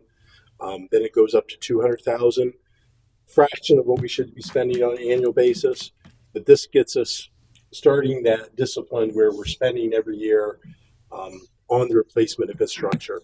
Again, 150 may get us 2 roads at most, maybe one road with sectioning where we're attacking some of the worst parts of other roads that we have. But it starts that annual replacement of our road surfaces to get to where we need to be. Can we also look at the reclamite for the roads that we're doing to maintain them? And I don't mean to take away from roads to be done, but we just need to keep that on the table to at least evaluate it and see if that's something we want to do. Yeah, how long did they say after you Yes, put I a new can't road remember. Yeah, before you apply that to get the maximum benefit? Do you remember? Is it a couple of years? I'd have to look at the data, the Reclamite data when we had it. I know that they had a timeline for it. Mm-hmm. It wasn't long because it was like between 5 to 6 years, and you want to have a continual program. But adding to this, I think that even at $150,000, having and I discussed this with the city manager and actually our previous city manager, we need to have something in place, even if we do some segments of our roads as we continue. To have something in place every year is very important, especially after the study that we did with the RSL ratings of all our roads. This will constantly work on that. You always have something in place. Mm-hmm. If we choose to add to it, that's great. But to have something like this every year will help us either reclamite or mill and pave or seal or do another type of process. like I said, the roads that we're paving now is just barely scratch on the surface of all the roads that still need to have work done throughout the city. Do we have a separate line item for, as we go out and fix potholes and hot patch and all that, for road maintenance now? We have a road maintenance line item in the public works budget that they use that for patching and especially when they do water main repairs and things like that. We have monies to have either a company come out or the work is done by ourselves to go ahead and do squared patches and whatnot. Maybe it would be good to consider the reclamite process in that, as far as the budget goes, and then just keep this actual road building replacement stuff. Yeah, I don't want to replace. We fix, doing the milling on the roads. But the ones that we are spending the money on, and I don't recall how long you have to wait and stuff. But if it is going to extend the life of the roads we just put in, that might be something we could look into for additional. So when you look at there's three kind of pieces to the treatments that you can do for roads. The most expensive is total reconstruction. I mean, that if you ever saw there's somewhere I have this. It's called the maintenance curve for a road, and you always want to keep the road up in the top part of that maintenance curve because as soon as you drop below, it's very expensive. And so you start looking, in the first 3 years, you're going to see cracks. And in those first 3 years, what you want to do with those cracks, you want to seal those cracks. And that's probably the least expensive treatment you can do. Still costs money though, right? It's still very costly. The next one is in that 5 to 10 year. And that's where you can get, depending upon the road surface, you could just do a quick overlay. Then the next one is a mill and overlay. And then you get down then ultimately to the total reconstruction. But we never want to get there, at least for 30, 40 years. I know that the city has used reclamite in the past. Would love to debate the use of that. Okay. Yeah, I would too, actually. That's what I was going to say. I think the problem we have is that we haven't invested in the roads in so long. You kind of jump down right to most roads to the mill and overlay or to reconstruction. And what you've done with reclamite, and I'm not an engineer, so I don't can argue this with me, I guess. The reclamite is being used in a manner that is least suited for its use. Because what you're trying to do is hold roads together, and I don't think you get the value of that process. It's if you have a few cracks and you want to kind of maintain the wear of good pavement, that's a good thing to use, I guess. But I would much rather just spend the money on crack sealing than reclamite because it's direct. It's affecting the areas, especially on newer pavement where you still have a lot of wear left on it. But using it the way that we use it, I think, doesn't give you the bang for what you're looking for. So then let me clarify. Roads that we are redoing now, we need to put in a maintenance system to maintain them so we don't get back to this place. Yes. I said reclamite because that's what we just used. Yep. But I don't care what we use. Well, I care, but we would have to go through that. But we cannot, the roads we are doing now, in 3 years, we're going to be doing different roads. Yep. But we need to maintain these so these don't get bad again. Absolutely. And then keep that maintenance program going. So that's what I was trying to say is we need to not forget the roads we're fixing and maintain them so they don't get bad again. So we want to develop a plan. Yes. Ultimately. Yes. And I've been there in developing, and the thing is people want to spend the money on reconstruction and resurfacing, but they don't want to spend on things that help keep you from having to do the resurfacing and the road construction. And it was something actually when I was in Enfield, it took about 4 to 5 years, I think, to finally get the decision makers in line with we should be spending a few $100,000 a year on crack sealing. We should be spending $500,000 a year on sectioning of roads because sometimes there's just reasons why roads fail. But most of the road's fine. So you just take that piece out and you fix it, and you got a good road from there on out. It's the right treatment for the right road for the right time, and that's where we want to get to. Yes. And Has sidewalk repair been considered in this? so now with this, I think the best way to go about that, one funding source is we get about $17,000 a year in CDBG funding that actually hasn't been spent in the last 5 or 6 years, maybe 4 or 5 years. And so one of the things that we want to do with that funding is start using that money towards the sidewalks. It's a great use of CDBG money. We can use it basically anywhere in the city. And so it's something that we want to start using that. We've been kind of talking, maybe it's the intersections where we use that money first and try to get those first ADA handled and then work out from there. The other funding that you'll see when we get to the CRA, is using CRA money towards that as well. And again, that's an acceptable use of CRA money to do that because, again, it improves neighborhood, improves walkability, it meets a lot of the goals that CRA does. And so I think that will be the first funding places we would go for the sidewalks. But again, what we're talking about is you have to get a handle on how much sidewalk we have, what's the condition of the sidewalk, where do we spend the money first. Are there any plans to evaluate that? We've been talking about it, and bridges, which are another issue we have to get done as well. So yes, and that's all part of what we're attempting to do here in the very near future to get that done. We've done one type of analysis of our roads. I think we need to go to the next step of it. I mean, I would like it. We're toddlers right now in our infrastructure, and we need to get into our mature years as quickly as possible. And so that's kind of where we're going to try to go. But unfortunately, it costs money, and we're going to be spending money with engineers. And I think having engineers supporting what we're doing will make sure that we use the money wisely. We have some very large road projects coming down the pipe. Bay Boulevard is going to happen. Limestone is next. Yep. Now the challenges with both of those are evacuation routes.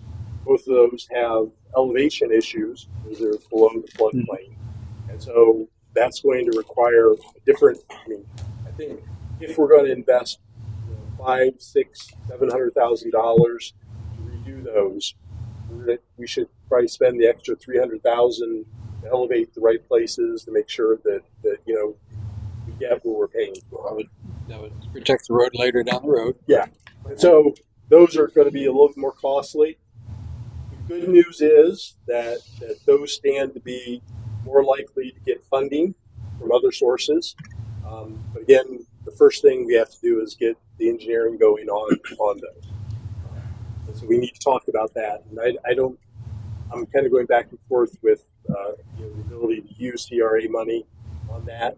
And if we can use CRA money to start the engineering on that, that will hopefully get us in a position to start asking for money from different state, federal agencies to get those redone. And we wanted to get like storm drains repaired before the roads were done. Yeah. Yeah, we're Which talking on the about storm putting- utility, we're going to be talking about that a little later. Okay. And lift stations too, maybe? There's a lot. There's. And again, in the Just end, throw a dart it's all part of how much money you have to spend toward those type of things. So going back to this, it's a small amount. It's going to start the discipline that we need to develop to get to our mature years in infrastructure. We don't have, obviously we don't know what those roads are going to be yet, but we're going to start working on that as well as a lot of them. Just as an aside on the Reclamite, we just applied it or whatever. I think we applied it on some fairly new roads, right? When there's something that's fairly new. Are we keeping an eye on that to make sure that it's working as we expect it to? Okay. I think like the city manager said, I think what we should do is consider doing a more in-depth study than the one we did by iWorks. iWorks basically just, they had their car go over the streets, presented us an RSL rating based on the imaging of the roads. I think that a more in-depth study of the pavement quality, core sampling, ideas like that will help us, what we can do for the future. And then that way, it'll definitely give us a stronger rating of all our roads. And then at that time, will tell us about how the Reclamite preserve. Because, like he said, Reclamite is just going to preserve what you already have. If you've got cracks, they're still cracked. It's just basically a coating to buy buy the road's time. But it wasn't going to seal cracks or anything like that. There's other processes for that, and that's what we need to explore and have a program doing moving forward. I just want to make sure we continue to invest in that we actually are seeing that it is helping. Oh, yeah. As opposed to just all the marketing material. So.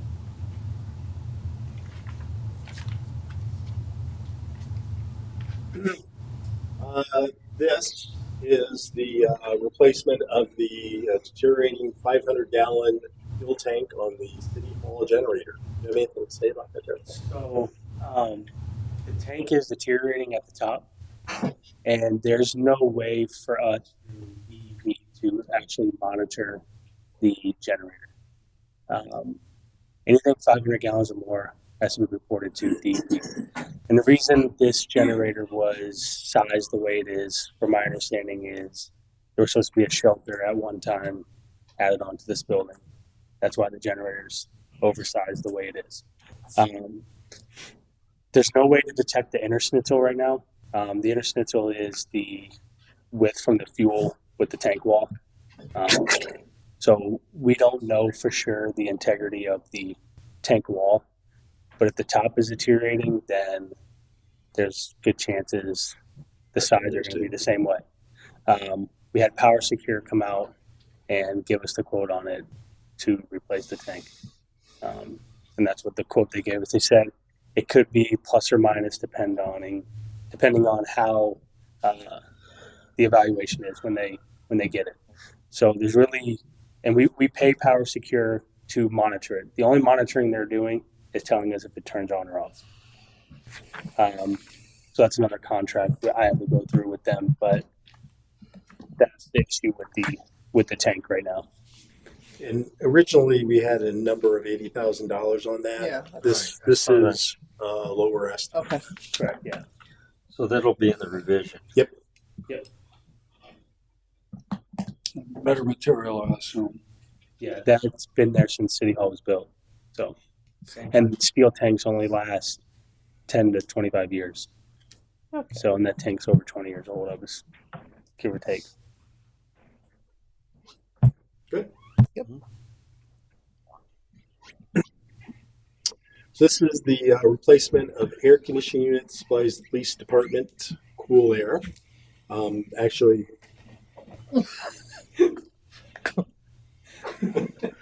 I'm going to turn over here, Cyrus. I'll take it.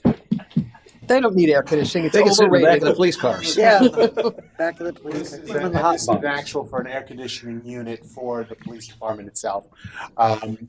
That's why I have City Hall / police department as the project location. The unit itself, and once again, City Hall is turning 25 this year, so we've done repairs to the units. We've included quotes to repair, but we feel that this particular unit, and this will probably be happening with the other units around the building, is reaching the end of its service life. That's So- original. Oh yeah, we still have the original units and the original outside units and air handlers in the building. Actually, I apologize. The one air handler behind us here is the only one that's been changed out. And the only one that makes noise. And the only one that makes noise, right? Just Exactly. saying. It's the newest one. It Newest still, one and it loudest. still makes noise. But we, Can we give them the police department this one, maybe? the air handler we can give it to them. But this is the outside the outside unit that has the blower motor and, basically handles that. But they're all starting to reach, they're End of life. past their expended, term life. So we have an estimate here of 12,000. We have not approached this to get estimates for this yet. This is a projected amount. It may fluctuate, but given the size of the unit, I'm actually waiting on data from one of our AC companies that do the routine maintenance for us. It's been doing the routine maintenance for the past several years to give me an accurate quote on what that unit would cost. But given how much a unit for a home averages between 5,000 to 8,000, we projected this size unit to be at about 12. What's the tonnage? I don't have. Oh, okay. I'm getting that data from our company. All right. And this is another one of those that we need to build out those future years on a lot of our buildings, which we looking at roofs, looking at air conditioning units, HVAC, all those things that we know are going to have a replacement life, or useful life, and a replacement schedule. And so we just, again, not there yet in terms of doing the accounting necessary to figure out all that needs to build out with these. But you need to start, we need to start setting money aside for these things so we don't run into the situation where, the AC breaks down and, we're going to be putting the new one in because we have to, and we're going to be spending the highest amount of money because it's an emergency. So. We were talking about general operating equipment we were before that could be, that should fall in line with money set aside. Absolutely. $1,000 a year just for that air conditioning. Yep. And it to be replaced. A little bit from my perspective is always frustrating going into communities because they really treat those break fix replace and you spend so much more money when you use that philosophy and what an AC unit, what that life is. And people are very proud that, they have AC units that are 20 years old. It's like, well, that should have been replaced 15. Their electric bill is 30% higher. Yeah. Well, that's another thing as well. Yeah. Yes. Yeah. So, we need to get into that, have that discipline to put money aside so we can replace these things when the schedule is to replace them, which we know is going to be the lowest cost in the replacement cycle. So. Yeah. And this just kind of shows you, I think, the last couple of repairs we've had. Is it for that unit in particular? Yeah. And then the last item we have for this is the installation of a door somewhere in this area. You could go ahead. Yeah, so and Chief Robinson, you can cue in because this was part of. He did an analysis of an active shooter situation for City Hall Police Department. We actually just had an active shooter training with staff recently. About reaction training and what to do in that situation. One of his assessments, which is to add a rear door behind the dais. In the event of that situation, for safety concerns and whatnot, he has pointed out that a rear door entrance or exit for anyone at any given time on that side of the dais should have an exit out that way. These side doors, of course, if we were to have a front entrance type of intrusion, going out the side doors isn't really going to help, but going out the back. We've also talked about which we're working on a grant. I'm working on a grant with Pam right now, is getting windows throughout the building. Bulletproof, wind rated, hurricane windows. We're talking about replacing the glass that is, at each of our windows here. But one of our projects here is to install a door in that back, and this is what this item is about. And we have that estimated at about $8,000 for the construction, and design and implementation. And this is another one where, as we've been working on this, the pricing is different than what is on the summary. That changed quite a bit. Just to add a little to it, as he said, I myself have to do the analysis, and mainly we were talking about things such as hardening the dais, so in case something came in, you guys would have an opportunity to drop down. But that door is also the same reasoning, so that you can get out, because if threats coming from this way, you're not going to have a chance to get to these two doors. So between that, the windows and these stations within the building, things like bollards on the outside, Pam is looking for grants so we can harden the building and this room right here. Didn't you indicate we have a lot of extra firearms? He certainly had a lot of extra firearms.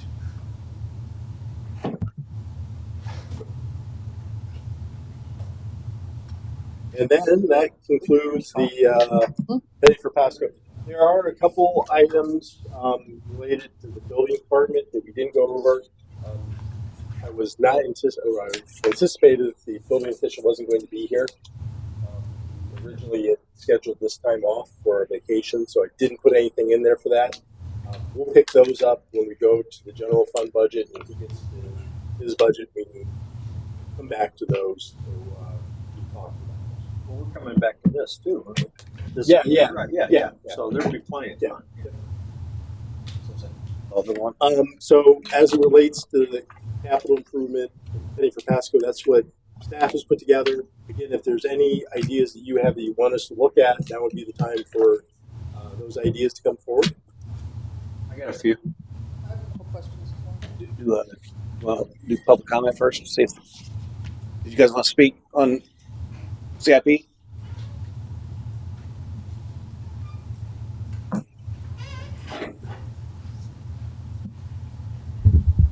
Cynthia Malin, 5446 Blue Point Drive. I'm just curious, this is just a follow-up on the sidewalks. You mentioned sidewalks and stuff. Duke damaged a lot of our sidewalks. Did anything ever occur to that? Did we ever get any kind of reimbursement? Or did we just let that go and now it's too late to pull any reimbursement for that? Are we still working on that? So with that, from before I got here, there was no pre-construction video taken before any of that was done. Mhm. So we can't prove that they did it, even though it's obvious it's next to the pole. But since there was no video taken beforehand and no pictures taken after, There have been instances that Irby did take responsibility and repair the sidewalks that they took responsibility for. And those repairs were done by them. But then there's other instances where people say that they saw cracks on the sidewalk and it was caused by the electric company. Right. But without any proof to move forward on any of those particular instances, what can we do? Right. There's no befores, there's no afters, there's no documented following each truck exactly the pattern that they took. But Irby and Duke Energy, which Irby is the subcontractor for Duke, worked with us several times when if a line was hit, if work had to be done on, if they were running underground electrical boring, if any lines were hit, they stayed just as long as we did to make sure that the repairs were done. So, but in some of the instances where some of the sidewalks are cracked, we can't determine every single thing. But I do know that Irby has done work on Bay Boulevard, and then they replaced segments of the sidewalk. And there's other areas that they did do work. They did do repairs. Right. But not every instance. And I've had calls about, there's a crack on the sidewalk. The electric company did it. I can't prove that particular section at that particular time who did it because I don't have it. But I can speak to both companies that in instances that they had to go on site because a pole was about to either fall or they needed to get out there, and then they drove over it. They did take care of some of those instances. So. Well, and it's much like drilling through our, Question, yeah, answer your question. Do you have another comment before we run out of time? yeah, this is on the same issue, is like they drilled through our drainage. Nothing ever occurred with that. And in fact, I went out there to stop them. They looked at me, laughed, and then drilled right through it. So again, that drainage is connected to the stormwater runoff. So, Yeah, I guess it sounded like to me that they need before and after pictures. So if you guys get pictures, maybe bring in it. What would help? What drainage was that? One side of their house. Blue Point What and you've been Old out there Post. to look at. The one that had the one that you guys on the corner. The one with the French drain and stuff, where it was that one. No, that little, it was about a 10 by 10 grate there, right? Right by the light pole. right. They drilled through. Yeah, they went out and this was over about a year ago, right? Yeah, they replaced that. We dug that up and had pictures of it. They replaced it with. Get with them Yeah, later. I'll come out and look at it. Yeah, meet with them. Anybody else? Joe? No, I'm just. Okay. Let's figure it out. I'll close public comment. If you want, you're welcome.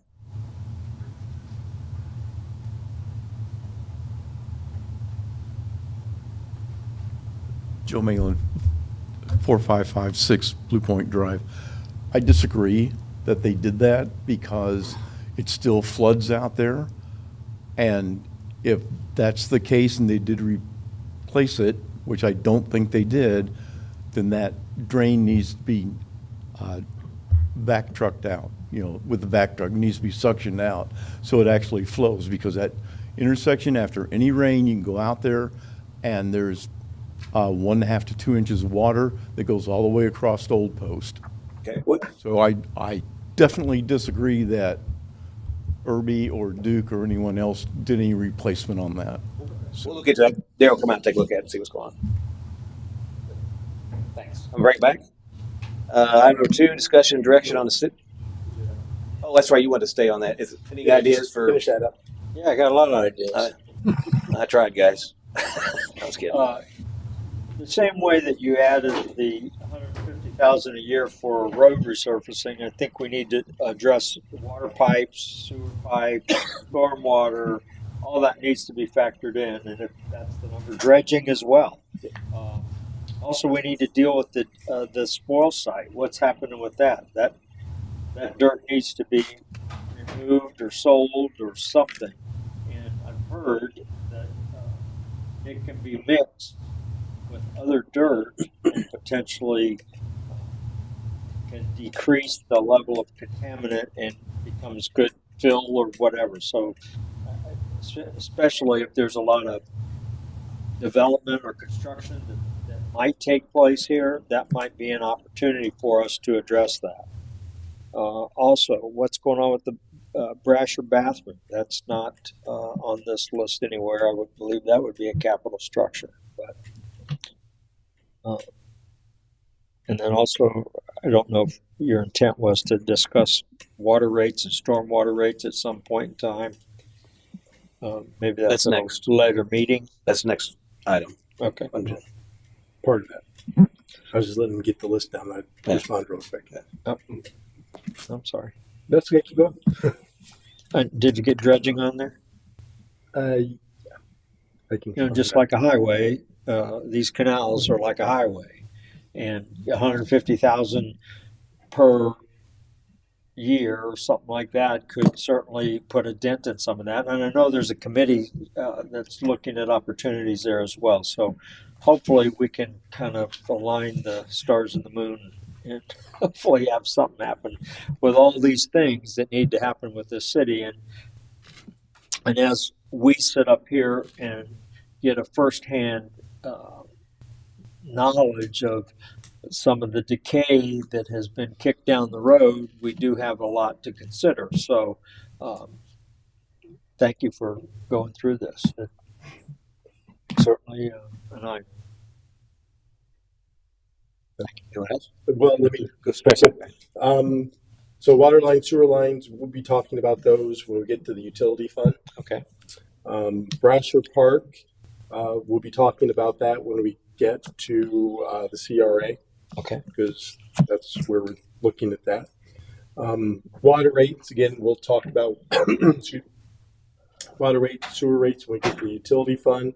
Tonight we're going to be talking about the stormwater utility, so we'll talk a little bit about that. Dredging, I guess the question we have to kind of coalesce around is that a CRA issue? Is that a penny for Pasco issue? Is that a general fund issue? So I think we have to have that conversation where we look at putting that money in there. I don't think it's going to be CRA. I don't know if we want to go towards penny for Pasco. I think it's more of a general fund, but and it could be a stormwater fund issue. And so I think there's a classification issue with that we need to come to grips with, I think, before we can start putting money aside There's for a lot that. of issues with dredging. Besides, there's a lot of issues with dredging have been brought up and discussed here. Yeah, I mean, I think, in short, I think ultimately it's going to be a part of our stormwater plan, as well as a water quality, which frankly, if it gets into water quality, we need to start looking at our state and federal partners to help fund those type of things. So again, I think the first step really is to get to what it is, where we think it should be classified as, and then start putting that plan together. Spoil site, we're going ahead and we're supposed to be getting it tested again. I can't remember, was that Daryl, I talked to you about that, or if it was Mike, one of the two? DP was supposed to know within, Yeah. So we need to get it tested. It had arsenic, yes, in it. Some parts of it had it. They talked about the mixing of it. I don't know why they didn't do it when it was being brought out, because they could have easily done it at that point. I think arsenic lasts in soil for 9,000 years, so it's not necessarily just going to go away. But let's get it tested. Let's find out, where it stands right now. I know that was one of the things that we were thinking about for that site related to the fire department is we have fill there. I think one of the concerns, though, that came up from the architectural firm is the compaction ability of it. And that's, if you're not going to put a building on it, it's probably good fill. But if you're going to put a building on it, it may not be great fill. So again, I think that's something that we need to, again, test to find out if it's going to be good for that use. Because personally, if it is good for a fill, and we can use it for fill, and we know we're going to have to elevate wherever we're going to build a fire department, that's less cost to build that fire department. So we need to look at that. That's really quick. I think I addressed everything. Thank you. Anybody else? I'll wait till the end. I have questions to the end. And then just aside on the EOC stuff, is that something we need to start looking at putting stuff away for, or is that more grant related? Or I think grant is probably the best way to go about that. But I think there's some things we possibly could do in the short term. I did put that in for funding through Bill Arakis' office, and I think that was the one that almost made the cut. Okay. So we might be able to do that again next year, and possibly get funding that way. Okay. Okay. Anybody else? Moving on, item number 2, discussion and direction on the City of Port Richey stormwater utility budget. I'll pass it to Mr. Copper for introduction. Okay, stormwater. So if you could click on that, so bring up the study. I don't know if you guys saw this study or not. I mean, I'm assuming this was something that was presented to council back in 2022, 2020. I think it's January 2023. If you don't have it, let me know. I can supply you a copy of that. No, I don't have it. Okay, I will get it out to everyone then. All right, thank you. So this particular study looked at what we should be charging for stormwater utility. And actually, if you could kind of go keep going. It kind of goes through all the reasons why you need to do it. It talks about the different rate comparisons, and each of those showed that we were on the lower end compared to a lot of similar sized cities or cities in our area. Showed that if we didn't start raising the rates, we were going to be negative very shortly. Keep going. Talk a little. Rate, but keep going. Again, comparisons.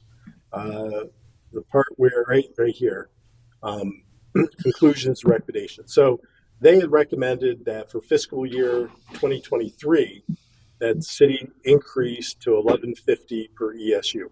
And ESU is the charging methodology. I'm not sure what it stands Economic for. Service Unit. Yeah, equivalent service unit. Yes, I mean I've seen in so many different ways, so many different acronyms for that one. And so in the city we have 4,131 ESUs, and so a house is one. Businesses may be 2, 3, 4, 5, just depends on the size. But in total, we have 4,131 units. And so it would be $11.50 per unit per month for 12 months. One question. Yeah. So on that 4,000, does that include outside the city? No. It's a stormwater, it's just inside the city, right? Just within the city. Okay. So $11.50 per ESU is what they recommended in 2023, and then thereafter do a 3% annual increase beginning in 2024. That didn't happen. That $11.50 just to break even. Is that correct? I think that was to break even, increase staff, and start doing some baseline capital investment. That's what I thought. Okay, thank you. And so that didn't happen. Right. In 2024, that should have been $11.85 approximately. That didn't happen. However, in FY24, it was increased to $9.05. I think that's the main point of what I want to get. But if you can scroll down just a little bit more. Yeah, that's it. But you can close that now.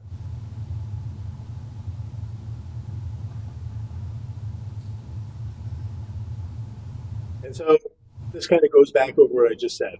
In what the study recommended was for 2024, that we'd be at that 1185 ESU. The actual number was 905. The study recommends that in 2025, we go to 1220. What I've budgeted for the information you have in your packet is us at 1185. So it's not where the consultant that we paid money to recommended we be at, but it gets us closer to getting back where we need to be. Again, that's a significant increase. It's $2 and $2.80. Yeah, it's a good number of increase. Then what do you get for that compared to if we kept it at 905 and that plug again? What you get for the 1185 is one additional full-time stormwater crewman, so we'd have 2 total, 100% paid out of there. You get $50,000 for the stormwater management plan that we need to do, and you get $100,000 invested in stormwater CIP. And we'll talk a little bit about that towards the end of this. So we get into the numbers here as we look at it. The current year, we have budgeted $356,000. I think that's a little bit low based upon my numbers that I ran, based upon the ESUs that we have. We probably are going to end up somewhere north of 400,000 this year. We should be close to that 448 by the end of the year. But I don't think the way it's trending right now that we're going to be there in total. But that being said, if we do the increase that I'm recommending, we would come up with $597,430. So again, we're going to be increasing from what we budgeted this year quite a bit.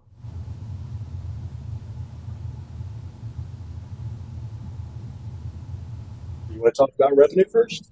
So we're proposing a 30% increase in our rate structure. 34. Just stormwater. Just stormwater. Just storm. Yep. Is there anticipated changes to the actual water rate, or is We're going to be when we get there, we're going to be recommending increases. Well, and these studies were done, and they weren't adhered to. They only went a fraction of the way, and these are things that you got to pay the piper? What was your question? You want to do what? They have to talk with us. What does this translate to in money for the resident?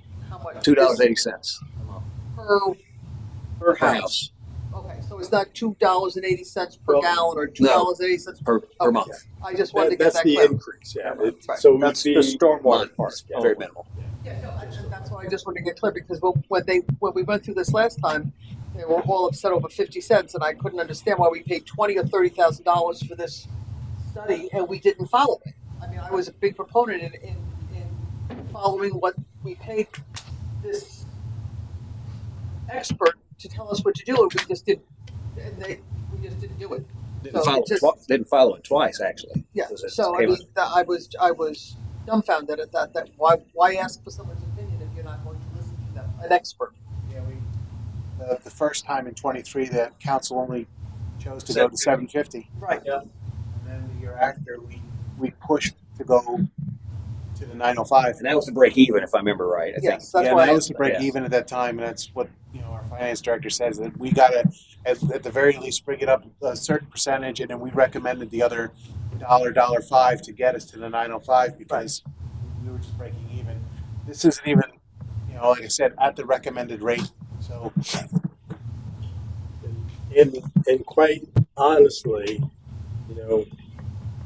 if this starts doing what we should have been doing for many years, and the reason that I didn't say okay, this should be at the 1220 is because I know that we need to do that stormwater management study to understand really what the rate needs to be.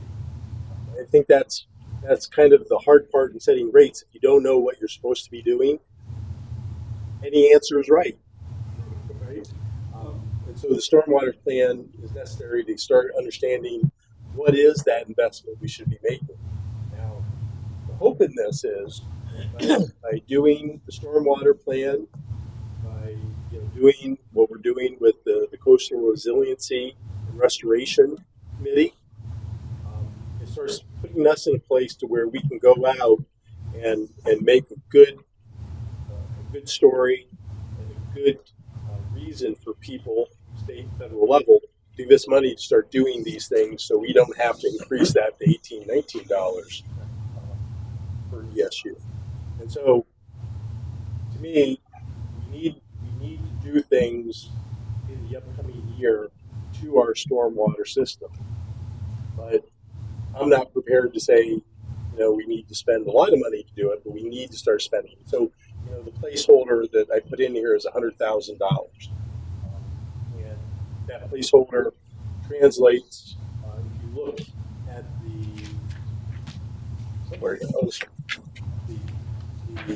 the CIP forms that are stapled, the first, so the first one's the stormwater master plan, and that number is different than what it should be. But if you go to the third page, you can see, actually, that's the CIP for it, but you can't read it, because I couldn't read it. Go to the last page, and that is what actually that small print says in terms of the work that the stormwater utility would be focusing on next year and spending that $100,000 towards. So, is there, because I know you need direction on that for budget purposes, is there any objection to going to the 1185, at least for budget purposes now? Nope.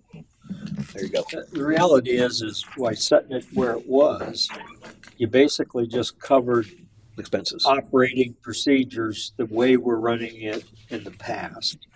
This moves us to cover those deficiencies that you've identified and potentially puts us on track to get these fixes in the system and accommodates for that. So I think that's a great plan. And I'd like to see it higher, but if we can take it in a step and potentially offset this with grants, that's a good plan too. That puts some stretch in the game as well, so somebody can have a goal to, achieve some grant money in there to offset some of this cost. And if you round up the increase, it's $36 for the year on an individual homeowner. $3, yeah. And so out of that, we're actually could prevent some flooding and stuff that happens as we abate the water correctly. So, it could save a lot of money on the back end if we do the right thing. So I think it's definitely something we need to start doing. And people have indicated, hey, we need to address the infrastructure. This does that. Yeah. And I think the addition of the second individual in that utility gives us the ability to start doing things that we can do ourselves. And I know that's been something that Daryl, since he's been here, has really been focused on, is using our staff to get things done. And there's a lot of very small projects that mean a lot. I mean, in doing some of the swell drainage that you've been doing, regrading that.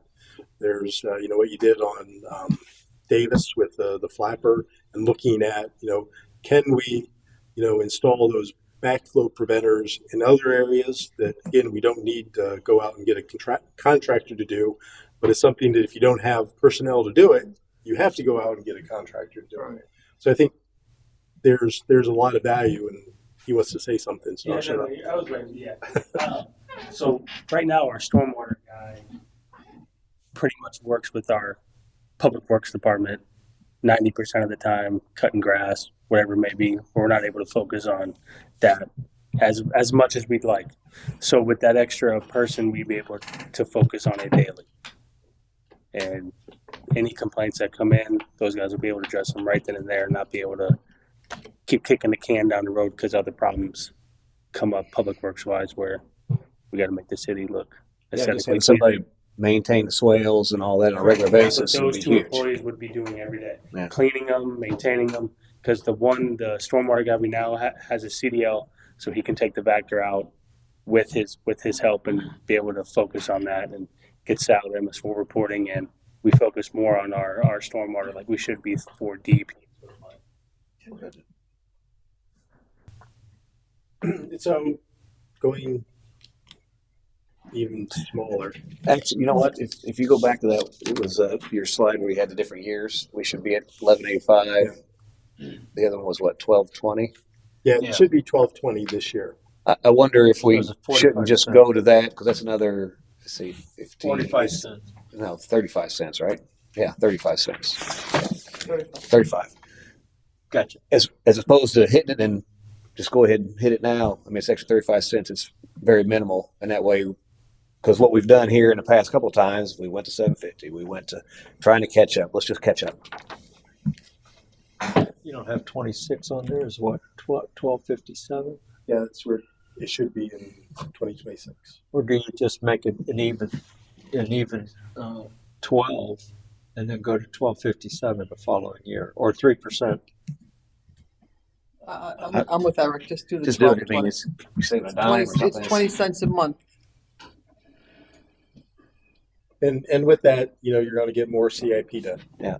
I mean, we've got to do some stuff about the drainage and stuff. So. I mean, the complaint from everybody is maintenance, and we're not taking care of things. I mean, we can't take care of it if we don't have the money to do it. This is giving us the money to take care of it.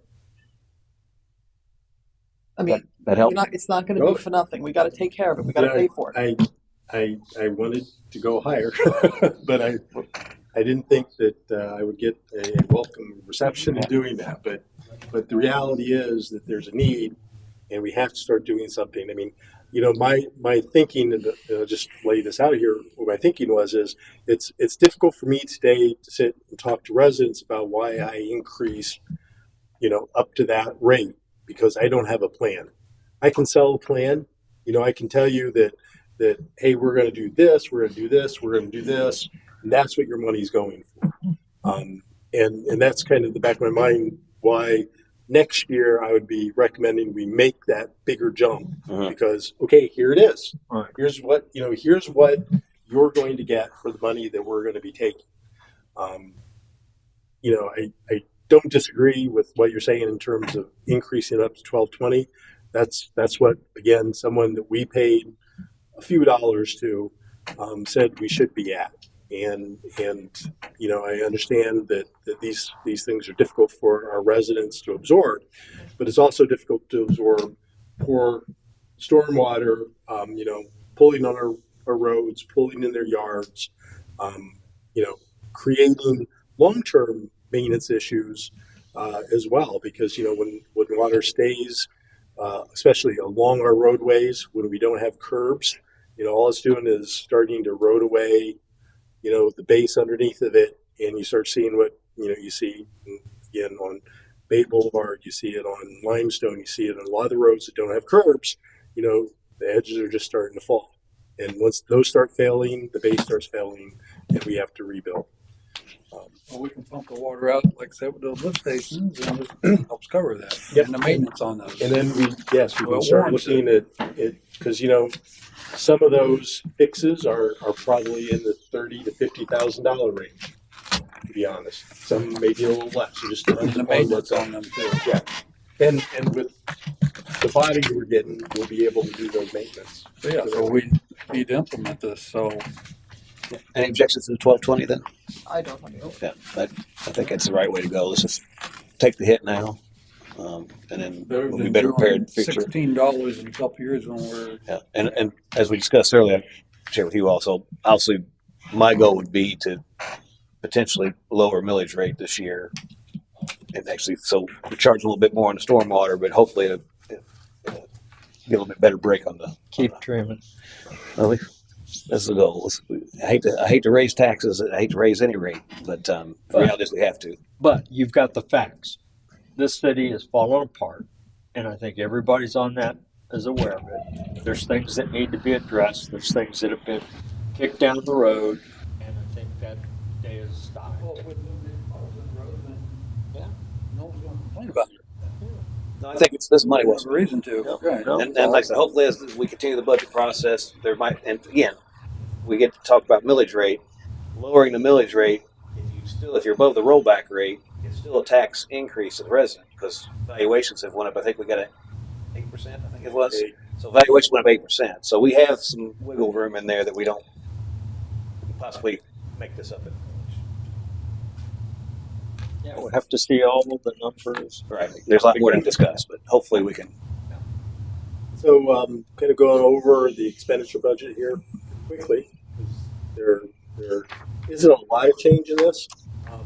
As you're probably aware, there are a lot of chargebacks for general fund expenditures. You know, 512001 salary wages. That's city management expenses.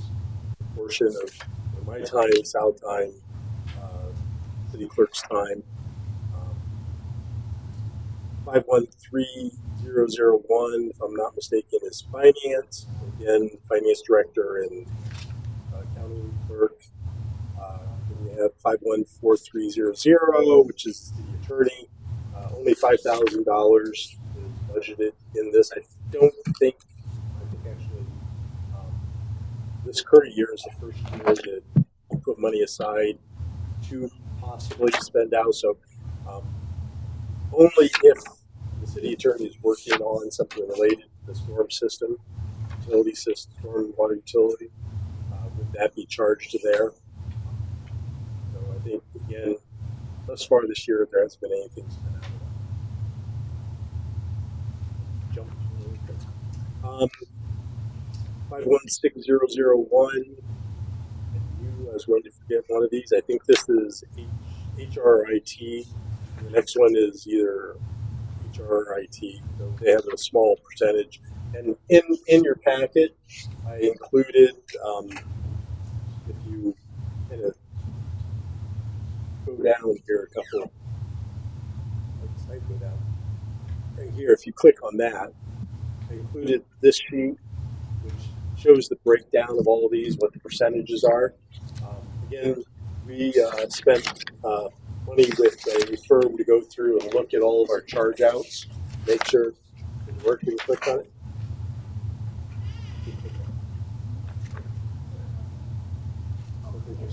Help on it. I forgot now. You have to click. So this is in your packet as well. Again, this shows what the Yeah, that's in the packet. not in that packet, but That's in not- This packet? yeah, it should be in there. Which packet? It's big. It should be like one of the last pages. And what I did is you'll see this reoccurring throughout all the budget process. It's actually not in. Not in that one, but it's in your council packet, the one that was sent out. The book. Right there. Oh, yeah, there it is. Okay. There, yes. Look And for it. I washed out those that are not germane to this, and so you can kind of see what the breakdown is for each of those salaries that go into that. Again, the city paid a firm to come in, look at how we charge money back to the general fund from these different utility funds. Something that's very important because you have to be able to justify why you're charging that utility, charging when you're using money that goes back to the general fund. Are you guys using any kind of time reporting system that would allow you to establish Not yet. a real-time chargeback Not yet. by? Love that. We will. Not yet. Stay tuned. I think there's going to be probably two ways we do that. Most likely, at some point, we're going to mature in the, whether it's iWorks or another system, where we'll be able to track that way. It'll be project based and all that. Because we really don't do it the way that a lot of larger cities do it with, the time clocks and different apps. Right. And these line items in like 590900 contingencies, all these interfund allocations, these are the chargebacks from those other organizations into Down there too. this fund. So Well, these are monies that are going out. out of the fund into another. Correct. Why would monies come out of this one? These are coming into this one. Now this is expenditure. Right. They're adding to their expenses coming from interfund allocation AD is adding $402 to the stormwater fund. So this is an allocation No, it's coming from somewhere Going out. else. What is AD? Admin probably. Yeah. And then These are non-personnel costs Right. that are being charged to this fund. Right. Based upon your allocation algorithm here. Right? No. So those first, as I was going down, the first number of line items there we had. Up now. Those first ones where they have, and I was saying this is city management. Right. So that is wage and benefits only. So there's another cost, other things that we spend. So they'll look at what is the use of city hall as it relates to some utilities and all these other components that we pay for in the general fund. Right. That we allocate based upon what that study said Into here. right. But it's coming from here. We're going from here into the general fund. So those are allocations related to administration, to finance, IT, general government. So for instance, in general government, we would have our property liability insurance, maybe a portion that would be associated with that then goes into the general fund.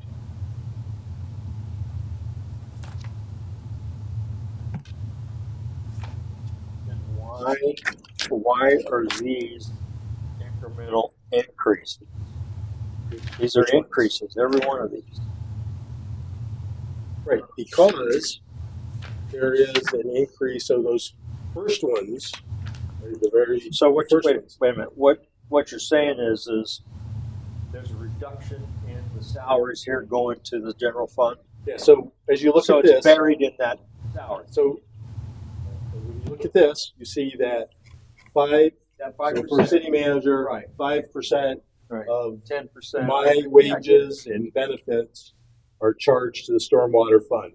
So that correlates back to the salary and wages in, so let me go So, back here. so what you're telling me, and this is where I was trying to delineate, in salaries and wages here, you're bringing 5% of your salary into this fund.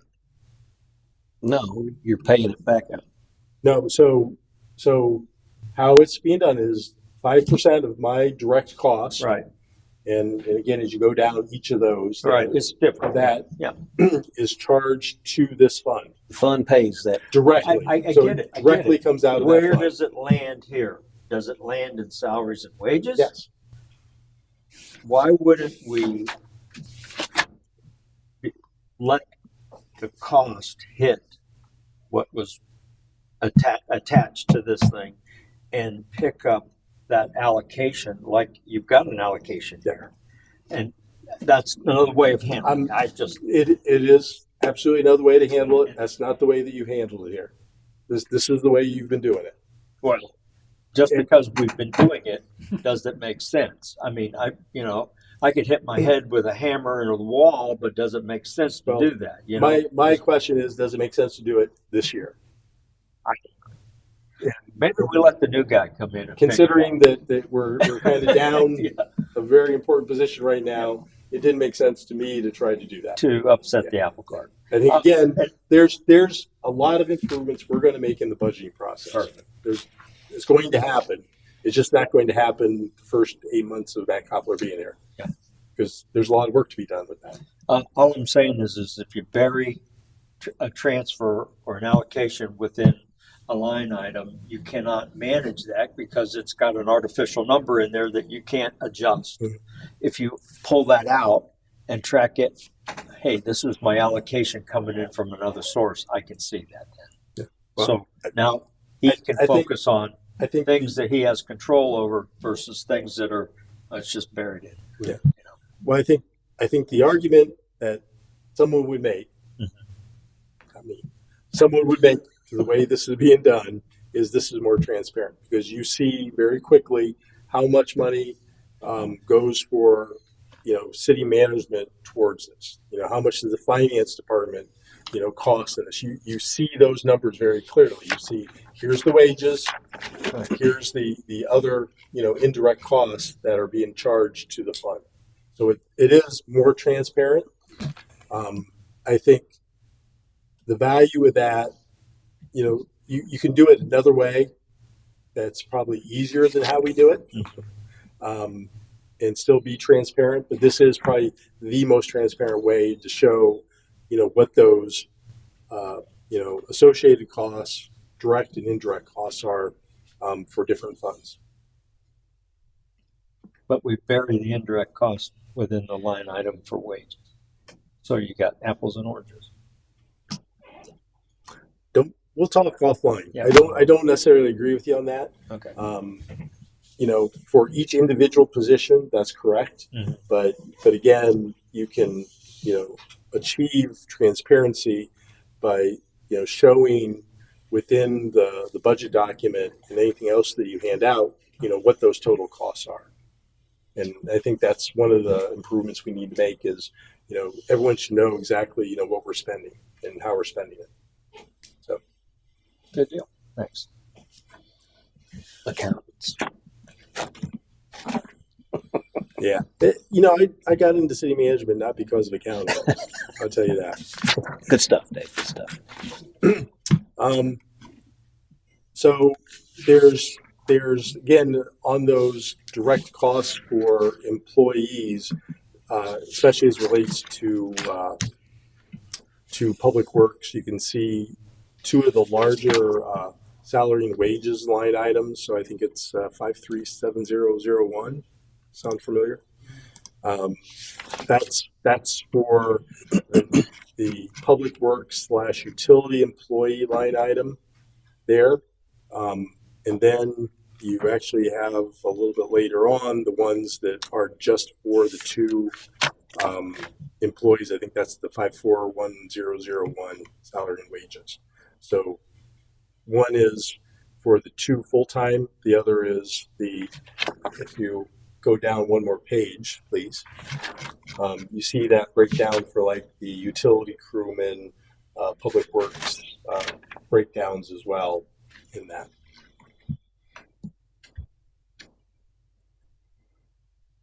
As relates to, the expenditures not related to wages, you're not going to see a big difference in what we put in there. I think probably professional services is one that we have increased a little bit as we get a better understanding of what we're spending out there. That's a number that we think won't go up dramatically, but we probably need to have a little bit more money in there. Contractual services. Other than that, there really isn't a significant increase in any other line items within, the operational type objects. I don't know. Is there anything you wanted to talk about in that part of it? No, pretty sure, right. And then, the other then big number, and the problem that I have is I don't know exactly how to change line items in the system. Still working on that. I was happy that I could actually change the numbers in there. But if you go to the 590910 reserve contingencies, the 990 contingencies, you see that went from 5,000 to 150,000. That's 150,000 is the 50,000 for the stormwater management plan, and the 100,000 for the CIP work that we're going to be doing. That will be where you'll see the number increase based upon the new ESU rate that we're going to be charging. So I will update that after I get the calculations done.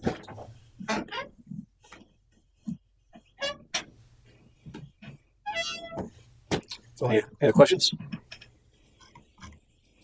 I don't think we have anything else on the agenda. No business anything. So just look for a motion adjourn. I do have a couple questions. Sure. I thought it was with that. How are we looking with finance director? So we are in the final stages of a candidate. We're just waiting for one more background. I think that's the last piece, right? The last piece is one more background. So we're close. We have somebody. You have somebody that you've chosen that is okay. Yeah, I that's think fine. just generally, we found someone that has experience In the government, both in finance as well as city management. Okay. And they have, although they're out of state right now, they did have jobs in a school district as well as in a city in Florida. So they have a pretty good understanding of a lot of the things that need to be done. The firm that we are using in the interim to help us out, I had them also talk with the gentleman to see, get their input. A lot of great things. They felt very good, strong candidate. And I like the fact that having been a city manager, he has a little bit different perspective, I think, of his role that he would have as finance director. He'll be looking at more improvement type of things as well as handling our finances. and did we? Somebody told me we didn't file our budget with the state for last year. I don't know. Okay. Well, I guess I'll get who more. told you that? We'll talk to him. Well, I'll They know clarify something it. more I'll than get we into know. that. And don't we have to put the millage rate? Don't we have to submit that to the state? That's coming up, yeah. Yeah, Well, you're like, the when's the acting date on for the that? 23rd. Okay. Yeah. All right, Yep, I just we're- want to make sure we didn't miss we're- it, that's all. You know, I don't know who's concerned about it, but we're on it. Well, I was concerned about it because we had to do it, we had to raise it and then we can go down, so I was concerned about that. I just didn't know when the date was. Okay, that's all I had. Motion to adjourn. Have a motion second. All in favor, say by saying aye. Aye. Meeting adjourned.